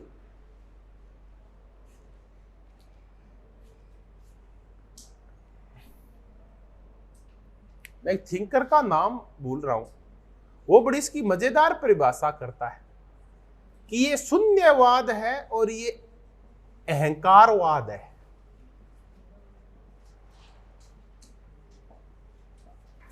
शून्यवाद को बोलते हैं निहिलिज्म और अहंकारवाद को बोलते हैं नारिसिज्म। तो ये निहिलिज्म है और नारिसिज्म है। शून्यवाद क्या है? शून्यवाद का तात्पर्य ये है कि कोई भी चीज है वो सत्य नहीं, हर चीज शून्य है। कोई भी संस्था, कोई भी मूल्य, कोई भी विचार है वो झूठा है, हम उसको नहीं मानेंगे। इसको क्या कहा जाता है? निहिलिज्म कहा जाता है, शून्यवाद कहा जाता है। जर्मनी में पैदा हुए ऐसे विचार मुख्यतः। फिर एक आता है नारिसिज्म। नारिसिज्म ये बोलता है कि हम है ना, प्रत्येक व्यक्ति उसको महास्वार्थी होना चाहिए। महास्वार्थी वो होता है जो सिर्फ अपनी सोचता है और संसार की अन्य चीजों के बारे में कुछ भी नहीं सोचता। वो तो ये दोनों एक ही चीज है आगे मिलके। तो ये कहता है कोई भी चीज सत्य है नहीं है, ये कहता है सिर्फ मैं ही सत्य हूं और कुछ भी सत्य है नहीं है। तो ये नित्य वित्स्य के विचारों से निकले हुए शब्द है। तो एक बहुत ही छोटी सी परिभाषा है कि उत्तराधुनिकतावाद शून्य है और क्या है? अहंकारवाद है। फिर बताएं निहिलिज्म या शून्यवाद होता क्या है? कोई भी चीज सत्य नहीं है, हर चीज जो आपको दिखाई दे रही है, हर संस्था जिसको आप सत्य माने बैठे हैं, हर जाति, हर धर्म जिसको आप सत्य माने बैठे हैं, ये शून्य है, इसकी कोई अहमियत नहीं है, ये छद्म आवरण है। ये तो है शून्यवाद। अहंकारवाद क्या है? नारिसिज्म क्या है? ये घोर स्वार्थवाद है। मैं ही सत्य हूं और मैंने कह दिया वही सत्य है, बाकी जो और कह रहे हैं या और चीजें हैं वो सब क्या है? असत्य है। तो खुद को ही, खुद के ऊपर बल देना अहंकारवाद है। तो बड़ी छोटी सी परिभाषा ये उत्तराधुनिकतावाद की, शून्यवाद है और ये अहंकारवाद है। तो हमने सिर्फ छोटी छोटी चर्चाएं की और एक पुस्तक की चर्चा की है भी, जो बहुत ही महत्वपूर्ण पुस्तक है। बताओ कौन सी? Post modern condition. इसकी? लियोटार्ड। अब हम एक एक करके और विचारकों के ऊपर विचार शुरुआत करते हैं। कौन कौन से हैं उत्तर आधुनिकतावादी विचारक और उन्होंने बोला क्या है?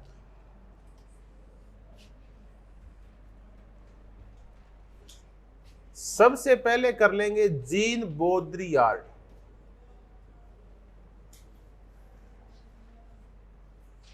देखिए फ्रेंच है अधिकांश, और ये जो उत्तर आधुनिकतावाद है ये उत्तर संरचनावाद से जुड़ा हुआ है। ऐसी कंडीशन जैसे संरचना, हर संरचना को तोड़ना उत्तर संरचनावाद है। तो एक छोटे सा मुद्दा यही कर लेते हैं, उत्तर आधुनिकतावाद जुड़ा हुआ किससे है? उत्तर संरचनावाद से जुड़ा हुआ है। संरचनावादी तो जब हम करते हैं तो हम ग्रामशी को भी करते हैं और उसके बाद लुईस अल्थुजर को, इन सब को करते हैं। इनके बाद जो आए जो संरचनाओं की खिलाफत करते हैं वो उत्तर संरचनावादी है। ये जो मिशेल फुको है ये संरचनावादी, उत्तर संरचनावादी दोनों है। और ये ना फ्रांस में पैदा हुई है उत्तर आधुनिकता मूलतः। इसमें कौन से विचार के ज्यादा है? फ्रेंच विचार के ज्यादा है। ये फ्रेंच अवधारणा है, जीन बोद्रियार्ड। फिर हम करेंगे एक जीन लियोटार्ड, एक करेंगे हम डेरिडा, जेम्स डेरिडा। एक हम करेंगे जेमेसन, और अंत में हम व्यापक चर्चा करेंगे मिशेल फूको के। इतने ही विचार करने वाले हैं। पीटर बोर्दिये, बोर्दिये सुना था ना आपने? बोर्दिये, हाँ, पियरे बोर्दिये भी ऐसा ही विचार का उत्तराधुनिकतावादी बोर्दिये भी। लेकिन ये मुख्य विचारक है, इनकी चर्चा शुरू करते हैं। पहले करते हैं जीन बोद्रियार्ड की शुरुआत करते हैं। एक एक पुस्तकें याद करते हैं पहले इसकी। जीन बोद्रियार्ड की पुस्तक है सिम्युलेशन। देखिए, बोद्रियार्ड, लियोटार्ड, डेरिडा और मिशेल फूको, ये चारों फ्रांस के हैं। कतई अलग से याद करने की जरूरत नहीं है। इनका जो जीवन काल मिलेगा ये 1930 से लेकर और कहां तक का मिलेगा? लगभग 2000 तक का। यानी आज से 15-20 साल पहले तक जिंदा थे ये, लगभग सारे जिंदा थे, और फ्रांस के हैं और दार्शनिक है ये मूलतः। जेमेसन एक है जो यूएसए का है, बाकी सब ये फ्रेंच है। तभी तो ये थोड़े समझ में कम आते हैं अपने। सिमुलेशन, सिमुलेशन का तात्पर्य होता है अनुरूपण या प्रतिकृति। प्रतिकृति भी समझ में नहीं है तो सिमुलेशन का तात्पर्य होता है फोटोकॉपी। फिर तो समझ आ गया, सिमुलेशन फोटोकॉपी होती है, प्रतिकृति। जीन लियोटार्ड, कोई पुस्तक याद आ रही है इसकी? मैं तो नहीं बताऊंगा। Post modern condition.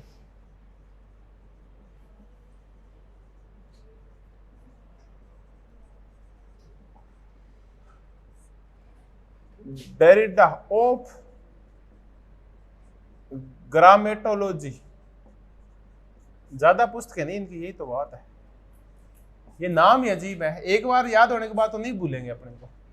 जेमेसन, जेमेसन की पुस्तक का नाम लंबा है और वही इसके ऊपर क्वेश्चन आता है। पोस्ट मॉडर्निज्म और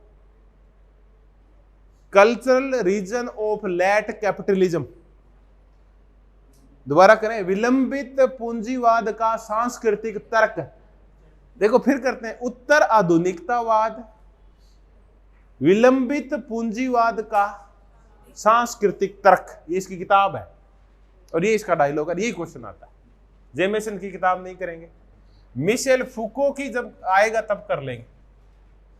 जीन बोद्रियार्ड की सिमुलेशन करते हैं और एक शब्दावली आप और याद करेंगे, हाइपर रियलिज्म। बस दो ही चीजें करेंगे इसकी, या हाइपर रियलिटी।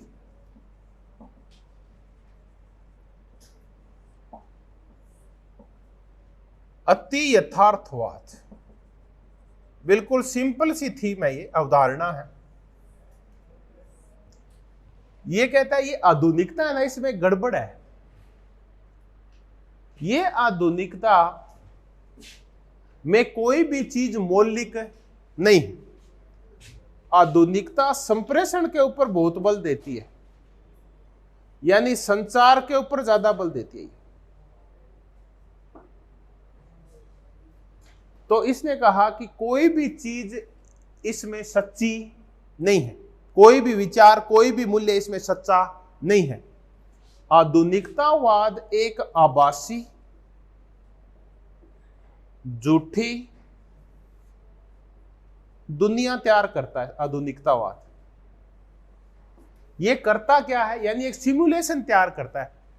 प्रतिकृति मौलिक होती है, मूल होती है, या झूठी कॉपी होती है? पर लगती कैसी है? सत्य ही होती है। तो ये कहता है ये एक आभासी और झूठी दुनिया तैयार करता है, और हम इसको क्या मानने लगते हैं? सत्य। और ये ऐसी दुनिया है कि संचार के द्वारा हमारे दिमाग में ऐसा थोपा जाता है कि जो चीज रियल नहीं होती, यथार्थ नहीं होती, वो भी क्या लगने लगती है? हमें अति यथार्थ लगने लगती है। अब चर्चा करते हैं, एक सेकंड में समझ में आ जाएगा। वो कहता है क्लिनिक प्लस लगाइए काले घने लंबे गहरे बालों के लिए, है ना? गंजे को बेच जाते हैं वो कि क्या कीजिए, काले घने लंबे बाल बार बार आपके दिमाग पे फेंकेंगे वो, उस विज्ञापन को, क्लिनिक प्लस को। आप क्या करेंगे? ना रे झूठ बोल रहा है यार, ऐसे काले घने लंबे बाल थोड़ी हो सकते हैं। नहीं ये झूठ बोल रहा है, हालांकि आपको पता है मेरे बाल भी नहीं है, मैं तो गंजा हूं, लेकिन फिर भी आपको जब ये बार बार दिखाया जाता ना, चलो एक बार चेक तो कर ले, क्या पता बाल आ ही जाए, क्या पता लंबे काले घने हो ही जाए। आपको पता है झूठ है, आपको पता है क्या है, आभासी दुनिया है, प्रतिकृति है, लेकिन आपके दिमाग पे बार बार संप्रेषण और संचार के साधनों के माध्यम से ऐसा आक्रमण किया जाता है कि आप हर झूठी चीज को क्या मानने लगते हो, यथार्थ मानने लगते। तो कोई भी चीज यथार्थ है नहीं है। अब ये कोई यथार्थ थोड़ी है कि महापुरुष राज करेगा तो ही ये देश आगे बढ़ेगा, लेकिन हुआ क्या है, बार बार सोशल मीडिया के माध्यम से, मीडिया के माध्यम से, धर्म के माध्यम से, धर्म गुरुओं के माध्यम से एक ऐसा विमर्श तैयार किया गया कि हम ये लगते हैं कि ये गया नहीं कि देश है गया नहीं, ये है तब तक अपना सुरक्षित है, इसके जाते ही कुछ अल्पसंख्यक धर्म वाले लोग हैं, ये पक्का ही अपने को मार देंगे। अच्छा, क्या तैयार की गई है, एक प्रतिकृति क्या तैयार किया गया, एक सिमुलेशन तैयार किया गया। क्या लगता है अपने आप को अति यथार्थ। फिर कई लोग रात को उठ के उठते हैं, हे मोदी 4 बार माला जप के फिर सो जाते हैं। लेकिन जब से भाव बढ़ने लगे हैं ना, और ये हालात टाइट हुई है देश की, अब फिर वो उठते हैं एकदम से, ओह क्या हुआ और फिर पता है वो क्या करते हैं, वो 4-5 एक गालियां लिखे ना सोशल मीडिया के ऊपर महापुरुष को, फिर वापिस हो जाते है ना। तो उनको पता चल गया है, क्योंकि वो आभासी दुनिया से क्या आ गए हैं, बाहर आ गए। तो आप जीन बॉडरियार्ड की बात कर रहा हूं मैं तो प्रशंसक हूं उनका। सिमुलेशन और क्या शब्द है, शब्दावली आएगी, ज्यादा लंबा चौड़ा मामला नहीं है। इनकी पुस्तक है और ये है हाइपर रियलिटी तैयार करती है। जब आप प्रतिकृति को क्या मानने लगते हो, सत्यम, और ये काम कौन करते हैं, संप्रेषण और संचार करता है। बिल्कुल छोटा सा मुद्दा है जीन ल्योटार्ड का। अगर आप जीन ल्योटार्ड की भाषा में उत्तराधुनिकतावाद को परिभाषित करें तो बताओ क्या बोलेंगे। वेरी गुड, महावृतांतों में अविश्वास। तैयार हो गया, इतना ही मुद्दा है, महावृतांतों में अविश्वास। महावृतांत हम समझ चुके हैं क्या है,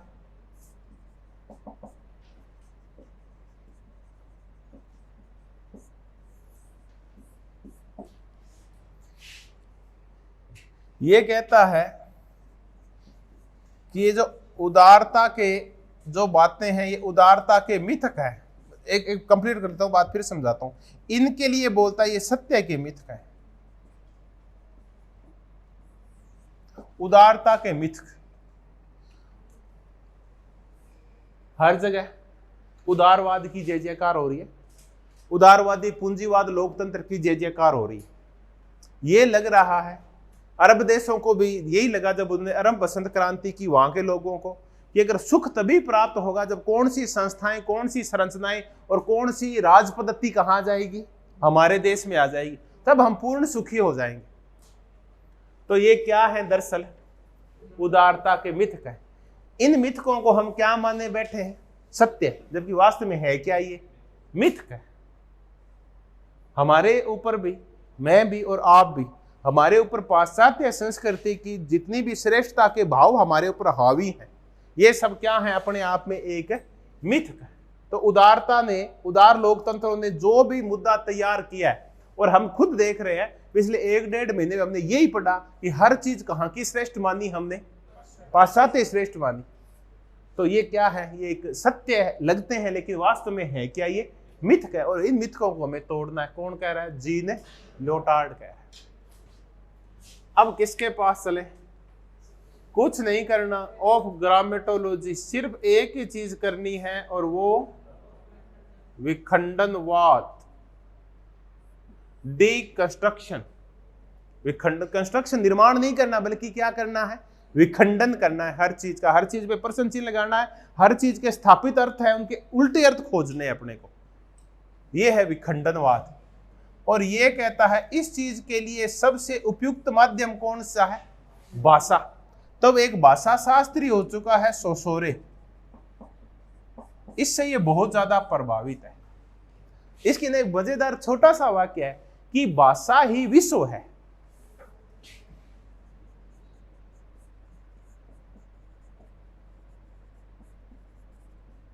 भाषा ही विश्व है, लैंग्वेज इज वर्ल्ड, भाषा ही विश्व है, इतना ही है। सोसोरे से प्रभावित है, इसका विखंडनवाद है, भाषा शास्त्री है, भाषा पे अत्यंत बल देता है, और भाषा ही क्या है? विश्व है। अब हम ये देखिए कि क्या है ये भाषा। भाषा हम कई देर से कर रहे हैं, क्या है?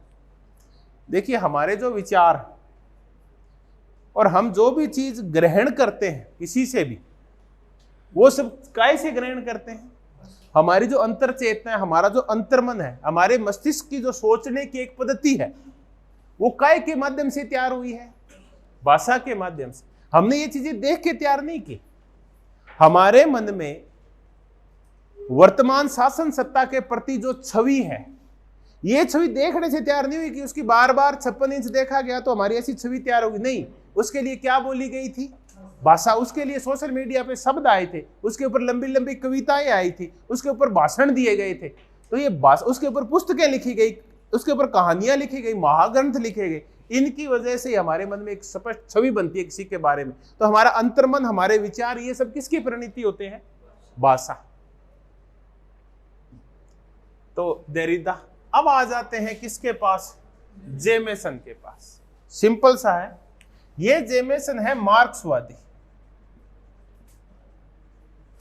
और मार्क्सवादी भी नहीं है, ये है नव मार्क्सवादी है। तो नव मार्क्सवादी उत्तर आधुनिकतावादी कौन है? एक ऐसा उत्तर आधुनिकतावादी जो नव मार्क्सवादी है, कौन है बताओ? जेमेसन है। ठीक है, जेमेसन का तर्क क्या है, आप बताइए मुझे। हाँ, कि उत्तर आधुनिकता कुछ नहीं है, विलंबित पूंजीवाद है। पूंजीवाद का ही एक रूप क्या है? उत्तर आधुनिकता है। तो ये ना इधर से आलोचना टाइप चीज है ये। मैं एक बार वाक्य लिख देता हूं, इनको हटा देता हूं, चलो रख, इनको कहां लिखें? यही लिखते हैं कि उत्तर आधुनिकता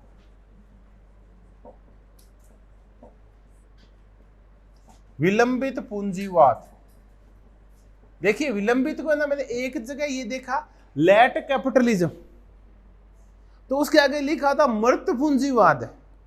हम कहते लेट ना, मरे हुए को तो बोलते हैं ना, लेट उसके लिए भी प्रयुक्त करते हैं हम। तो उसमें लिखा हुआ था मरा हुआ पूंजीवाद। मरा हुआ पूंजीवाद समझ नहीं पाया, क्योंकि उसने क्या किया, उसको लेट कैपिटलिज्म लिखा, उसने मृत पूंजीवाद बता दिया उसने, गूगल ने। तो ये होता है विलंबित पूंजीवाद। विलंबित पूंजीवाद का सांस्कृतिक तर्क।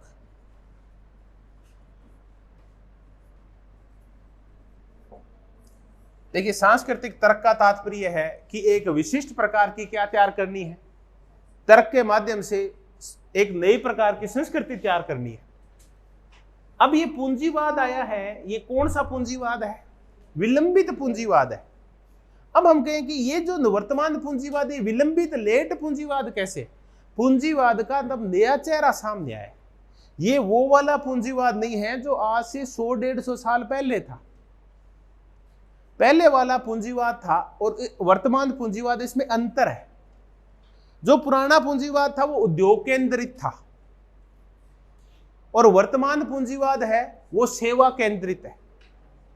वो जो पहले वाला पूंजीवाद था, प्री जो कैपिटलिज्म था, वो ना शारीरिक शोषण और श्रम का शोषण किया करता था। और वर्तमान का जो पूंजीवाद है, कौन सा शोषण करता है? मानसिक शोषण करता है, ये मनोवैज्ञानिक शोषण करता है। ये ना आपके दिमाग के ऊपर कब्जा कर लेता है। तो ये ना और ही बहुत ही खतरनाक है। तो ये क्या है फिर? ये उत्तराधुनिकतावाद ये कह रहा है कि ये विलंबित पूंजीवाद का कैसा तर्क है, जो दिमाग के ऊपर कब्जा करना चाह रहा है। उत्तराधुनिकतावाद में हुआ क्या है तो वो पूंजीवादी, लेकिन बाद वाले पूंजीवाद ने एक नई प्रकार की संस्कृति को बनाने की कोशिश की। तो वर्तमान में खुद देख लीजिए, हम आसपास ना जितना शारीरिक पीड़ित नहीं है हम, अब काम नहीं होता उतना, न तो मजदूर पीड़ित है क्योंकि मशीनें आ गई है, हर जगह बहुत ही अच्छे काम हो गए, फैक्ट्रियों में भी ऐसे लग गए हैं, लोगों को ठीक ठाक सा भोजन भी मिलने लग गया। लेकिन अब शोषण हो कौन सा गया है? मानसिक है। मानसिक शांति नहीं, आप कहीं भी देख लीजिए, सब लोग एक ही चीज की तरफ, ये कहाँ मिलती है मानसिक शांति? ये नहीं मिलती अब। और पहले जब पसीना आता रहता था, शारीरिक शांति नहीं मिलती थी। तब नींद तो अच्छी आती थी लेकिन शरीर सुख नहीं पाता था। अब शरीर तो सुख पा गया लेकिन क्या सुखी नहीं है, दिमाग सुखी नहीं है। तो ये हुआ है विलंबित पूंजीवाद में एक नई प्रकार की मनोवैज्ञानिक शोषण और एक मनोवैज्ञानिक संस्कृति का निर्माण हुआ, जिसने पूंजीपतियों ने हमारी बुद्धि के ऊपर क्या कर लिया है, कब्जा कर लिया है, और अपने फायदे के लिए हमें चीजें बेचते जा रहे हैं और हम उनके जाल में उलझते जा रहे हैं। तो ये था जेमेसन, जो कहां का था, यूएसए का। बहुत ही फेमस लाइन है, विलंबित पूंजीवाद का सांस्कृतिक तर्क है कौन है, उत्तर आधुनिकतावाद। अब आप छोटी छोटी बातें थी, 2 मिनट में एक बार देख लो, फिर हटाऊंगा, फिर याद करूंगा। जीन बोद्रियार्ड, सिमुलेशन और hyper reality. Leotard, post modern condition और महावर्तांत में अविश्वास। देरिडा, विखंडनवाद और भाषा ही विश्व है। एक थोड़ा सा याद करना पड़ेगा, ऑफ ग्रामेटोलॉजी इसका रिसर्च का टॉपिक था, जो बाद में पुस्तकाकार रूप में सामने आया। गायत्री चक्रवर्ती स्पीकवॉक ने इसका इंग्लिश में अनुवाद किया है, क्योंकि ये तो मूलतः कौन सी भाषा में लिखते हैं, तो फ्रेंच है, जिन्होंने फ्रेंच में लिखा है, उसका इंग्लिश भाषा में अनुवाद है गायत्री स्पीकवॉक ने किया। जेमेसन है नव मार्क्सवादी, ये है विलंबित पूंजीवाद का सांस्कृतिक तर्क। अब एक व्यक्ति बच गया, कौन, मिशेल फुको। इसके चर्चा आरंभ करते हैं।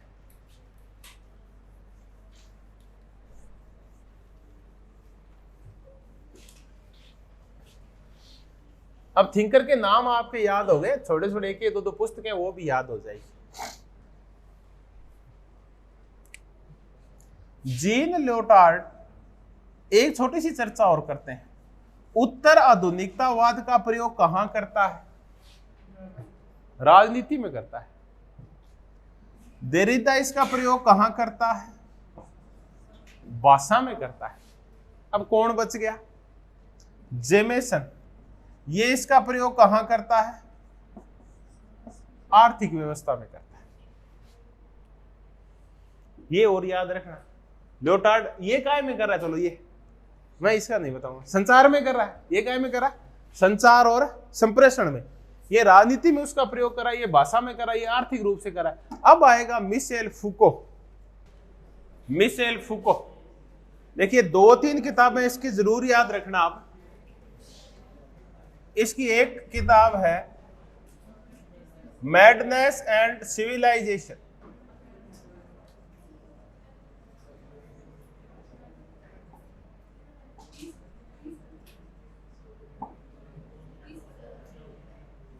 एक इसकी सबसे मजेदार किताब है ना, वो है डिसिप्लिन एंड पनिशमेंट। बहुत ही मजेदार किताब है।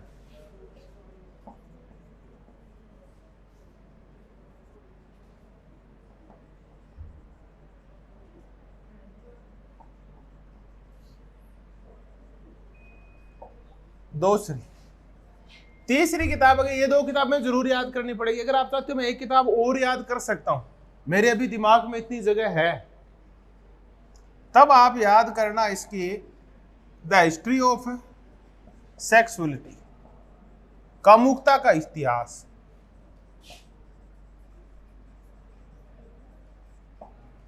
नंबर 4, फिर भी कहे कि मेरा दिमाग तो और ही ज्यादा विस्तृत है, तो उसके लिए एक पुस्तक और है, क्लिनिक का पैदा होना, बर्थ ऑफ क्लिनिक।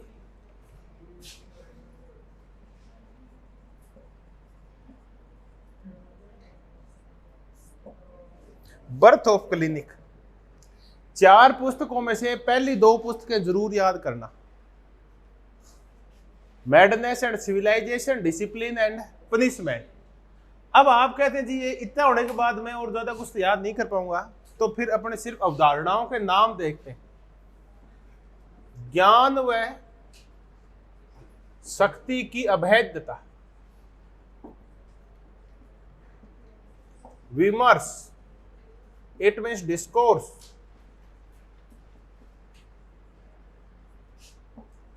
नंबर 3,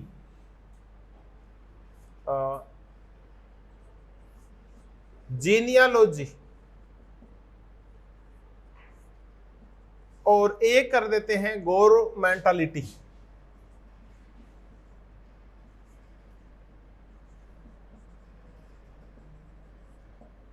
और एक और करना चाहें तो बायो पावर। और इसी से रिलेटेड एक है बायोपॉलिटिक्स। जब हो जाएगी तब तो रटने की जरूरत नहीं पड़ेगी। अभी एक बार देख लो, कई कहते हैं मैं तो रट्टे में एक्सपर्ट हूं जी, समझने कोई मतलब नहीं है। उनके लिए तो ये 5 शब्द है: ज्ञान व शक्ति, अभेद्यता, डिस्कोर्स विमर्श, जीनियोलॉजी और गवर्नमेंटलिटी, प्रशासकीयता और बायो पावर या बायो पॉलिटिक्स। ये 5 इसकी मजेदार अवधारणाएं हैं जिनके ऊपर हम अब चर्चा करने वाले। इनको हटा देते हैं। अब आपके 2 पुस्तकें याद हो गई है, बताओ कौन कौन सी? हटाता हूं। मैडनेस एंड सिविलाइजेशन, पागलपन और सभ्यता, और पनिशमेंट और अनुशासन।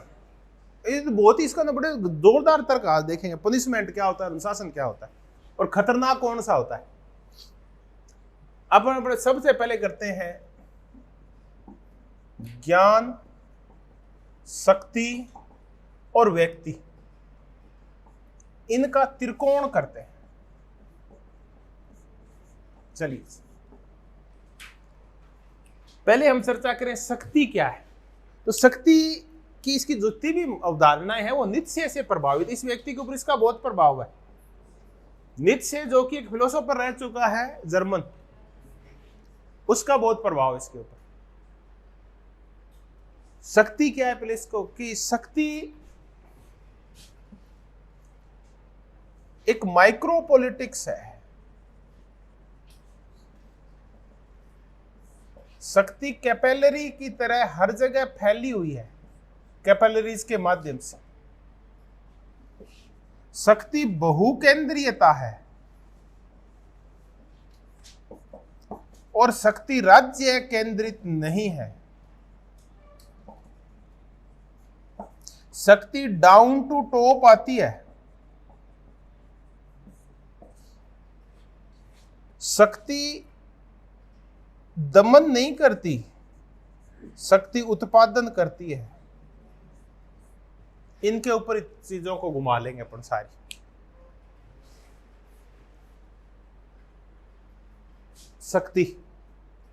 शक्ति राज्य केंद्रित नहीं होती। अपन क्या कहते हैं, शक्ति किसके पास होती है? शक्ति और सत्ता राज्य के पास।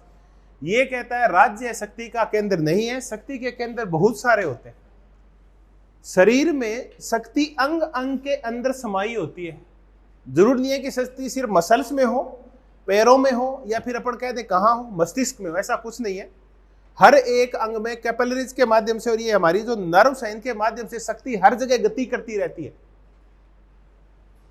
तो शक्ति बहुकेंद्रीय होती है। अब मैं इतना ही बता दूं कि शक्ति बायो पावर है।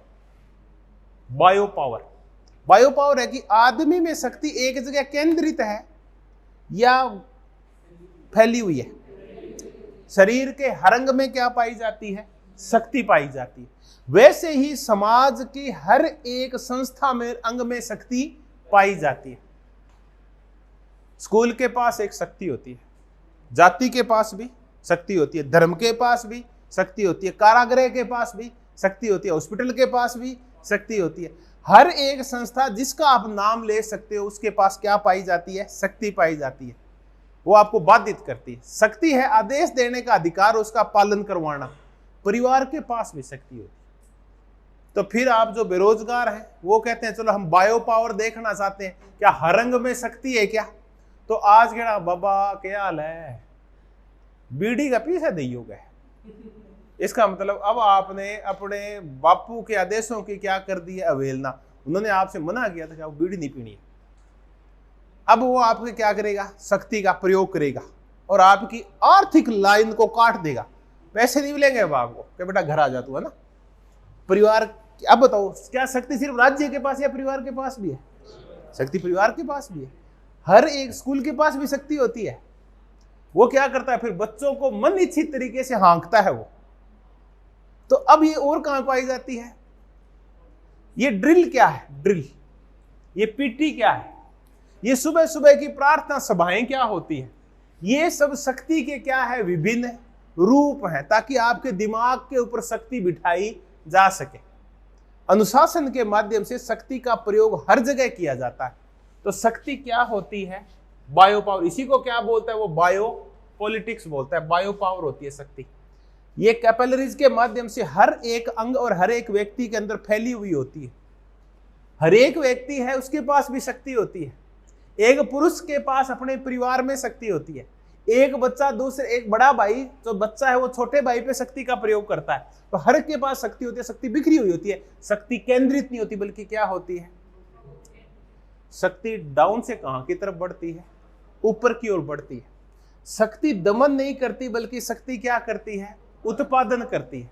अब हम देखें कि शक्ति सिर्फ दमन का रूप नहीं है, शक्ति उत्पादन का रूप है। इसके लिए जरूरी है कि हमें शक्ति को किससे जोड़ना होगा? ज्ञान से जोड़ना होगा। ज्ञान ही शक्ति है और शक्ति ही ज्ञान है। जिसके पास जितना ज्यादा ज्ञान है उसके पास शक्ति उतनी ही ज्यादा है, और जिसके पास शक्ति ज्यादा है इसके मतलब उसके पास ज्ञान भी क्या है? ज्यादा है। शक्ति और ज्ञान का अभेद्य संबंध है, और वर्तमान में तो ज्ञान ही क्या है? शक्ति है। Knowledge is power. इस पुस्तक का जो मैडनेस है और सिविलाइजेशन कर रहे थे, इसमें नॉलेज और पावर है आगे इसकी पूरी पुस्तक का नाम। नॉलेज एंड पावर इसकी पुस्तक का पूरा नाम है ये, मैडनेस एंड सिविलाइजेशन में। अब हम देखें ज्ञान और शक्ति है, ये आपस में अभिन्न रूप से जुड़े हुए कैसे होते हैं? हम एक ज्ञानवान व्यक्ति की शक्ति का प्रयोग करके देखते हैं।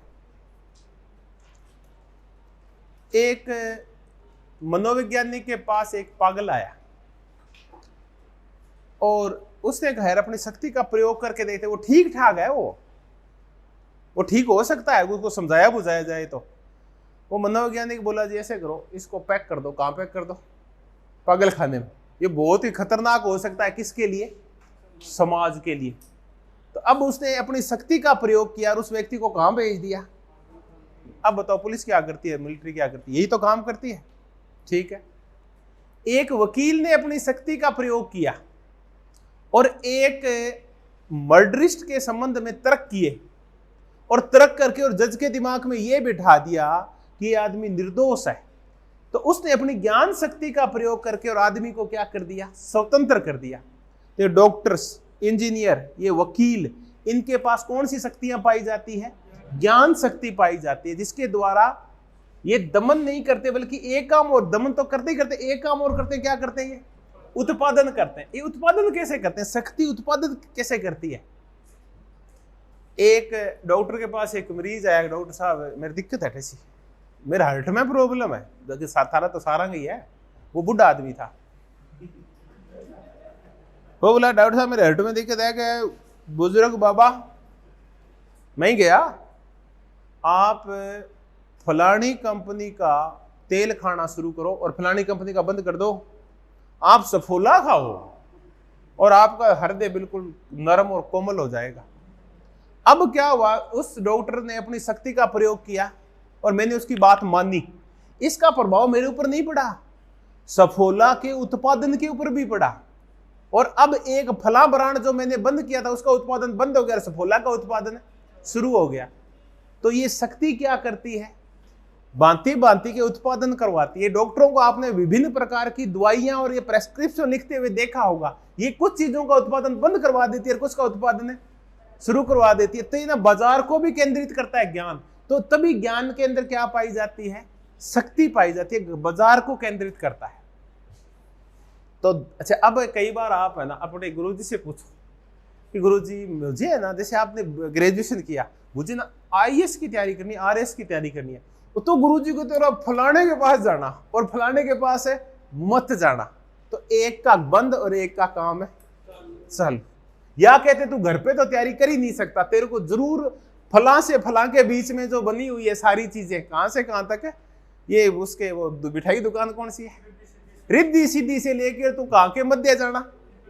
हाँ, तो फिर वहां भागे भागे बच्चे आते हैं। ये ना सिर्फ दमन नहीं करते, ये क्या करते हैं? चीजों का शक्ति। क्योंकि आप गुरुजी हैं, गुरुजी के पास ज्ञान शक्ति थी, आप अब तक उनकी बात मानते आए हैं, तो अब आप भागे भागे यहाँ रिद्धि सिद्धि के ऊपर आओगे और फिर यहाँ आके और उत्पादन में क्या करोगे? सहभागिता करोगे और अपना अपना छोटा मोटा क्या दोगे? योगदान दोगे। तो माइक्रो पॉलिटिक्स, बहुकेंद्रीयता, राज्य केंद्रित नहीं है, टॉप टू डाउन चलती है, और क्या है? अब एक अगर आप याद नहीं रखें तो इतना जरूर याद रखते हैं, ज्ञान ही शक्ति है और शक्ति ही ज्ञान है। अब एक और बड़ी चीज आती है, विमर्श क्या होता है, डिस्कोर्स क्या होता है, इसकी चर्चा। अब हमने एक चर्चा कर ली कि ज्ञान ही शक्ति, शक्ति की जो अवधारणा है, ऐसी अवधारणा तो हमने नहीं देखी, ये नित्य से प्रभावित है। अब हम विमर्श करते हैं कि विमर्श क्या है, डिस्कोर्स।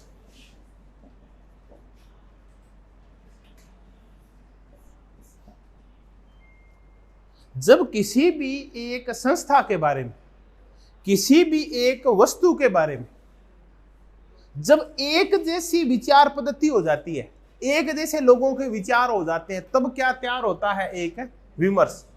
किसी, चलो आपके कोई दो चीजें ले लेते हैं, किसी भी वस्तु के बारे में या किसी भी मूल्य के बारे में या किसी भी संस्था के बारे में जब एक जैसी विचार पद्धति तैयार हो जाती है, सारे लोग एक जैसा ही सोचने लगते हैं, तो क्या तैयार होता है, एक विमर्श तैयार होता है। चलिए अपने यहाँ एक विमर्श तैयार करते हैं, गाय का विमर्श। सारे लोग एक जैसा सोचने लगे तो गाय एक पवित्र विमर्श तैयार हो गया। ठीक है। अश्वेतों के बारे में जो घटिया सोच है श्वेतों की, तो वो सारे श्वेत एक जैसा सोचते हैं, तो अश्वेतों के बारे में क्या तैयार हो गया, एक विमर्श तैयार हो गया।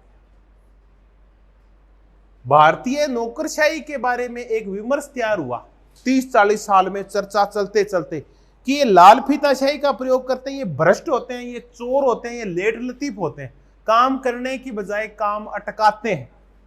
तो आप कितना ही मैक्स वेबर को पढ़ लो, आपके दिमाग से ये नहीं निकलेगा, क्योंकि ये क्या तैयार हो चुका है, एक विमर्श। किसी भी चीज के बारे में जब समाज के एक बड़े समूह के अंदर दिमाग में एक आइडिया तैयार हो जाता है ना, फिर वो उसी को मानते हैं, उसको हम क्या बोलते हैं, विमर्श बोलते हैं। मैं कितना ही समझा दूं कि गाय तब तक नहीं बचेगी जब तक कि आर्थिक रूप से उपयोगी नहीं होगी, तब तक नहीं बचेगी कोई भी चीज इस दुनिया में। लेकिन आप नहीं मानेंगे, क्योंकि आपके अंदर धार्मिक विमर्श क्या कर दिया गया है, तैयार कर दिया गया आपके अंदर। तो ये होता है विमर्श। अब ये विमर्श क्या है, ये विमर्श है ना, शक्ति के साथ बड़ा अभिन्न रूप से जुड़ा हुआ है। शक्ति के साथ विमर्श और शक्ति आपस में जुड़ी होती है। एक विमर्श ये था, और विमर्श ज्ञान के साथ भी जुड़ा होता है। पहले एक विमर्श ये चलता था, मिशेल फुको कह रहा है कि ये जो पागल होते हैं ना, ये भगवान की और ईश्वर की देन होते हैं, तो इनका कोई इलाज नहीं है। तो हजारों सालों तक विमर्श चल रहा था कि पागलपन भगवान की देन है, इसका कोई इलाज नहीं है। ये क्या था, एक विमर्श था। फिर ना एक दिन मनोवैज्ञानिक तैयार हुए और उन्होंने उसकी काउंसलिंग की और उसको कुछ नींद की गोलियां दी, और देखते देश का व्यवहार परिवर्तित हो गया, पागल ठीक हो गया। विमर्श वही है, बदल गया, विमर्श बदल गया अब कि पागल को भी ठीक है किया जा सकता है। तो ज्ञान के द्वारा विमर्श को बदला जा सकता है। और ये जो विमर्श है ना, ये शक्ति को तैयार करता है। और शक्ति किसको तैयार करती है, विमर्श को। जब एक जैसा, जैसे अपने यहाँ एक विमर्श तैयार हुआ कि अगर बहुसंख्यकवाद को बढ़ावा दिया जाएगा तो देश का कल्याण होगा, तब फिर है ना एक बहुसंख्यकों के पास क्या आई, एक शक्ति आई। या फिर इनके पास जब शक्ति आई तो उन्होंने एक विशिष्ट विमर्श तैयार किया देश के अंदर कि ये हिंदुत्व है ना, यही इस संसार, इस देश को आगे ले जा सकता है और विश्व गुरु बना सकता है। तो शक्ति के द्वारा इन लोगों ने क्या तैयार कर दिया, एक विमर्श तैयार कर दिया। और इसके लिए किसकी जरूरत होती है, ज्ञान की। तो विमर्श, ज्ञान और शक्ति आपस में क्या होती है, जुड़ी हुई होती है। तो हम तो इतना ही याद रखें, डिस्कोर्स क्या होता है, डिस्कोर्स का तात्पर्य होता है एक विशेष प्रकार की सोच होती है, जो एक सामूहिक रूप से लोग सोचते हैं, वो विमर्श होता है। और ये शक्ति के द्वारा और ज्ञान के द्वारा तैयार किया जाता है। अब अपन आते हैं, एक पुस्तक तैयार, उसकी चर्चा करते हैं। पुस्तक का नाम है पनिशमेंट एंड डिसिप्लिन, या डिसिप्लिन और पनिशमेंट, सजा व अनुशासन।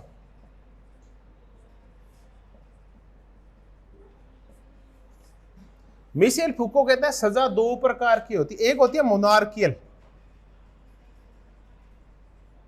एक होती है डिसिप्लिनरी, अनुशासनात्मक सजा।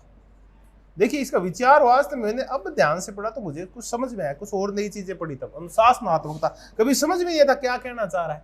एक मोनार्कियल सजा है, पनिशमेंट है, और एक डिसिप्लिनरी पनिशमेंट है। दो प्रकार के पनिशमेंट होते हैं, राजतंत्रात्मक सजा और अनुशासनात्मक सजा। ये कहते हैं राजतंत्रात्मक सजा है ना, ये पिछड़े समाजों में दी जाती है। पिछड़े समाजों के लोग क्या करते हैं, सरेआम अपराधी को चौक चौराहे पे ले आते हैं, उसके डंडे मारते हैं, थप्पड़ मारते हैं, या उसको चौक चौराहे के ऊपर फांसी दी जाती है।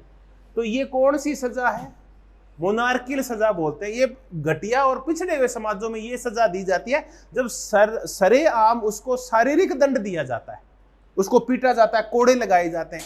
अरब देशों में आपने सुना होगा उसके 100 कोड़े लगाए गए, उसके 50 कोड़े लगाए गए। ये है मोनार्कियल सजा जो शरीर को दी जाती है। दूसरी होती है कौन सी सजा, अनुशासनात्मक सजा। इसमें क्या किया करता है, अपराधी को पीटा मारा नहीं जाता, उसको पकड़ा जाता है और पकड़ के और जेल की एकांत कोठरी में बंद कर दिया जाता है। अब ये और ही खतरनाक सजा है। कौन सी सजा से, आपको जब 100 कोड़े लगाए गए थे वो 2, 3 या 4 घंटे में कंप्लीट हो गए थे। अब आपको 4-5 साल तक उस जेल कोठरी में एकांत में रखा जाएगा। अब आप तिल तिल कर मरेंगे और एकांतवास आपको परेशान करेगा, आप पागल भी हो जाएंगे। तो ये उससे भी खतरनाक सजा है। जो कौन सी सजा होती है, तो ये बताओ ये कौन सी सजा, ये मनोवैज्ञानिक और मानसिक सजा है। और पूंजीवाद में आधुनिक समाजों में ये सजा दी जाती है। ये जहां शारीरिक सजा है, ये पूंजीवादी समाजों में, आधुनिक समाजों में ये मनोवैज्ञानिक सजाएं दी जाती है। इन सजाओं को देने के लिए एक्सपर्ट रखे जाते हैं। इस सजा को देने के लिए एक्सपर्ट की जरूरत नहीं होती, किसी को भी बुलाते हैं कि मारना इसके 4 डंडे, कोई भी मार जाता है। इस सजा को देने के लिए एक्सपर्ट चाहिए, साइकेट्रिक चाहिए, जो कहते हैं कि इसको पागल खाने में बंद करना है, वो बोलेगा तब पागल खाने बंद होता आदमी। उसके लिए वकील चाहिए जो उसको कहाँ भेज दे, जज चाहिए, स्पेशल आदमी, पढ़े लिखे आदमी, लो LLB LLM की आदमी चाहिए उसको जेल भेज सके। उसके लिए फिर ये आदमी चाहिए जो उसको पैरोल के ऊपर छोड़ते हैं, ऐसे विशेषज्ञ चाहिए पैरोल पे छोड़े या नहीं छोड़े। तो ये मनोवैज्ञानिक, ये वकील, ये जज, ये आम आदमी होते हैं क्या? नहीं होते। ये तो कौन से होते हैं, ये विशिष्ट आदमी होते हैं। तो ये पेशेवर आदमी कौन सी सजा देते हैं, अनुशासनात्मक सजा देते हैं। अब आगे चलते हैं। ये तो हुई सजाओं के रूप। अब एक इंस्पेक्शन हाउस की चर्चा करते हैं। इसके ऊपर आते हैं अपन, गवर्नमेंटलिटी के ऊपर। सजा के कितने रूप, खतरनाक सजा बताओ कौन सी होती है, आप बताओ। ऐसे क्वेश्चन पूछे जा सकते हैं, कौन सी सजा थी, कितने प्रकार की थी, क्या थी। अब मैं आपको यह समझाऊंगा गवर्नमेंटलिटी क्या है। तो अपन 3 शब्दों को एक साथ समझेंगे, सॉरी 2 शब्दों को। एक हम समझेंगे पेनोप्टिकन को, एक हम समझेंगे गवर्नमेंटलिटी को, यानी प्रशासकीयता को। ये क्या है, इन दोनों शब्दों को समझते हैं अपन। पेनोप्टिन क्या है? पेनोप्टिन एक अर्धचंद्राकार जेल प्लान है, किसका? बेंथम का। याद आ गया? बेंथम कहता है कि आप ऐसे काम करो, एक काम कि एक अर्धचंद्राकार जेल बनाओ। और मैं तो कहता हूं पूरी गोल ही बना दो ना, मैं तो उससे बड़ा विद्वान हूं ना, तो मैं कैसा बोलूंगा, पूरी गोल बना दो जेल को। पर वो चलो ठीक है, उसने हो सकता है क्या सोच के कहा, उसके पास पैसे नहीं होंगे, उसने कहा ऐसी एक बना दो, ये कोठरियां बना दो, और यहां बना दो एक ऊंची सी क्या बना दो, मीनार बना दो। इस मीनार में एक क्या बिठा दो, एक बैठा दो प्रहरी। ये प्रहरी क्या करेगा, यहां रहेगा और ध्यान रखेगा इनका। अब इनको सबको बता दो कि तुम्हें यहां बैठा हुआ कौन देख रहा है, प्रहरी देख रहा है। अब आप उस प्रहरी को, तू सो आराम का है। फिर एक दिन वहां से प्रहरी हटा दो, लेकिन उनको पता नहीं लगता वहां से क्या हट चुका है, प्रहरी। अदृश्य रूप से ये सारे के सारे कैदी अनुशासन में रहेंगे। बताओ क्यों?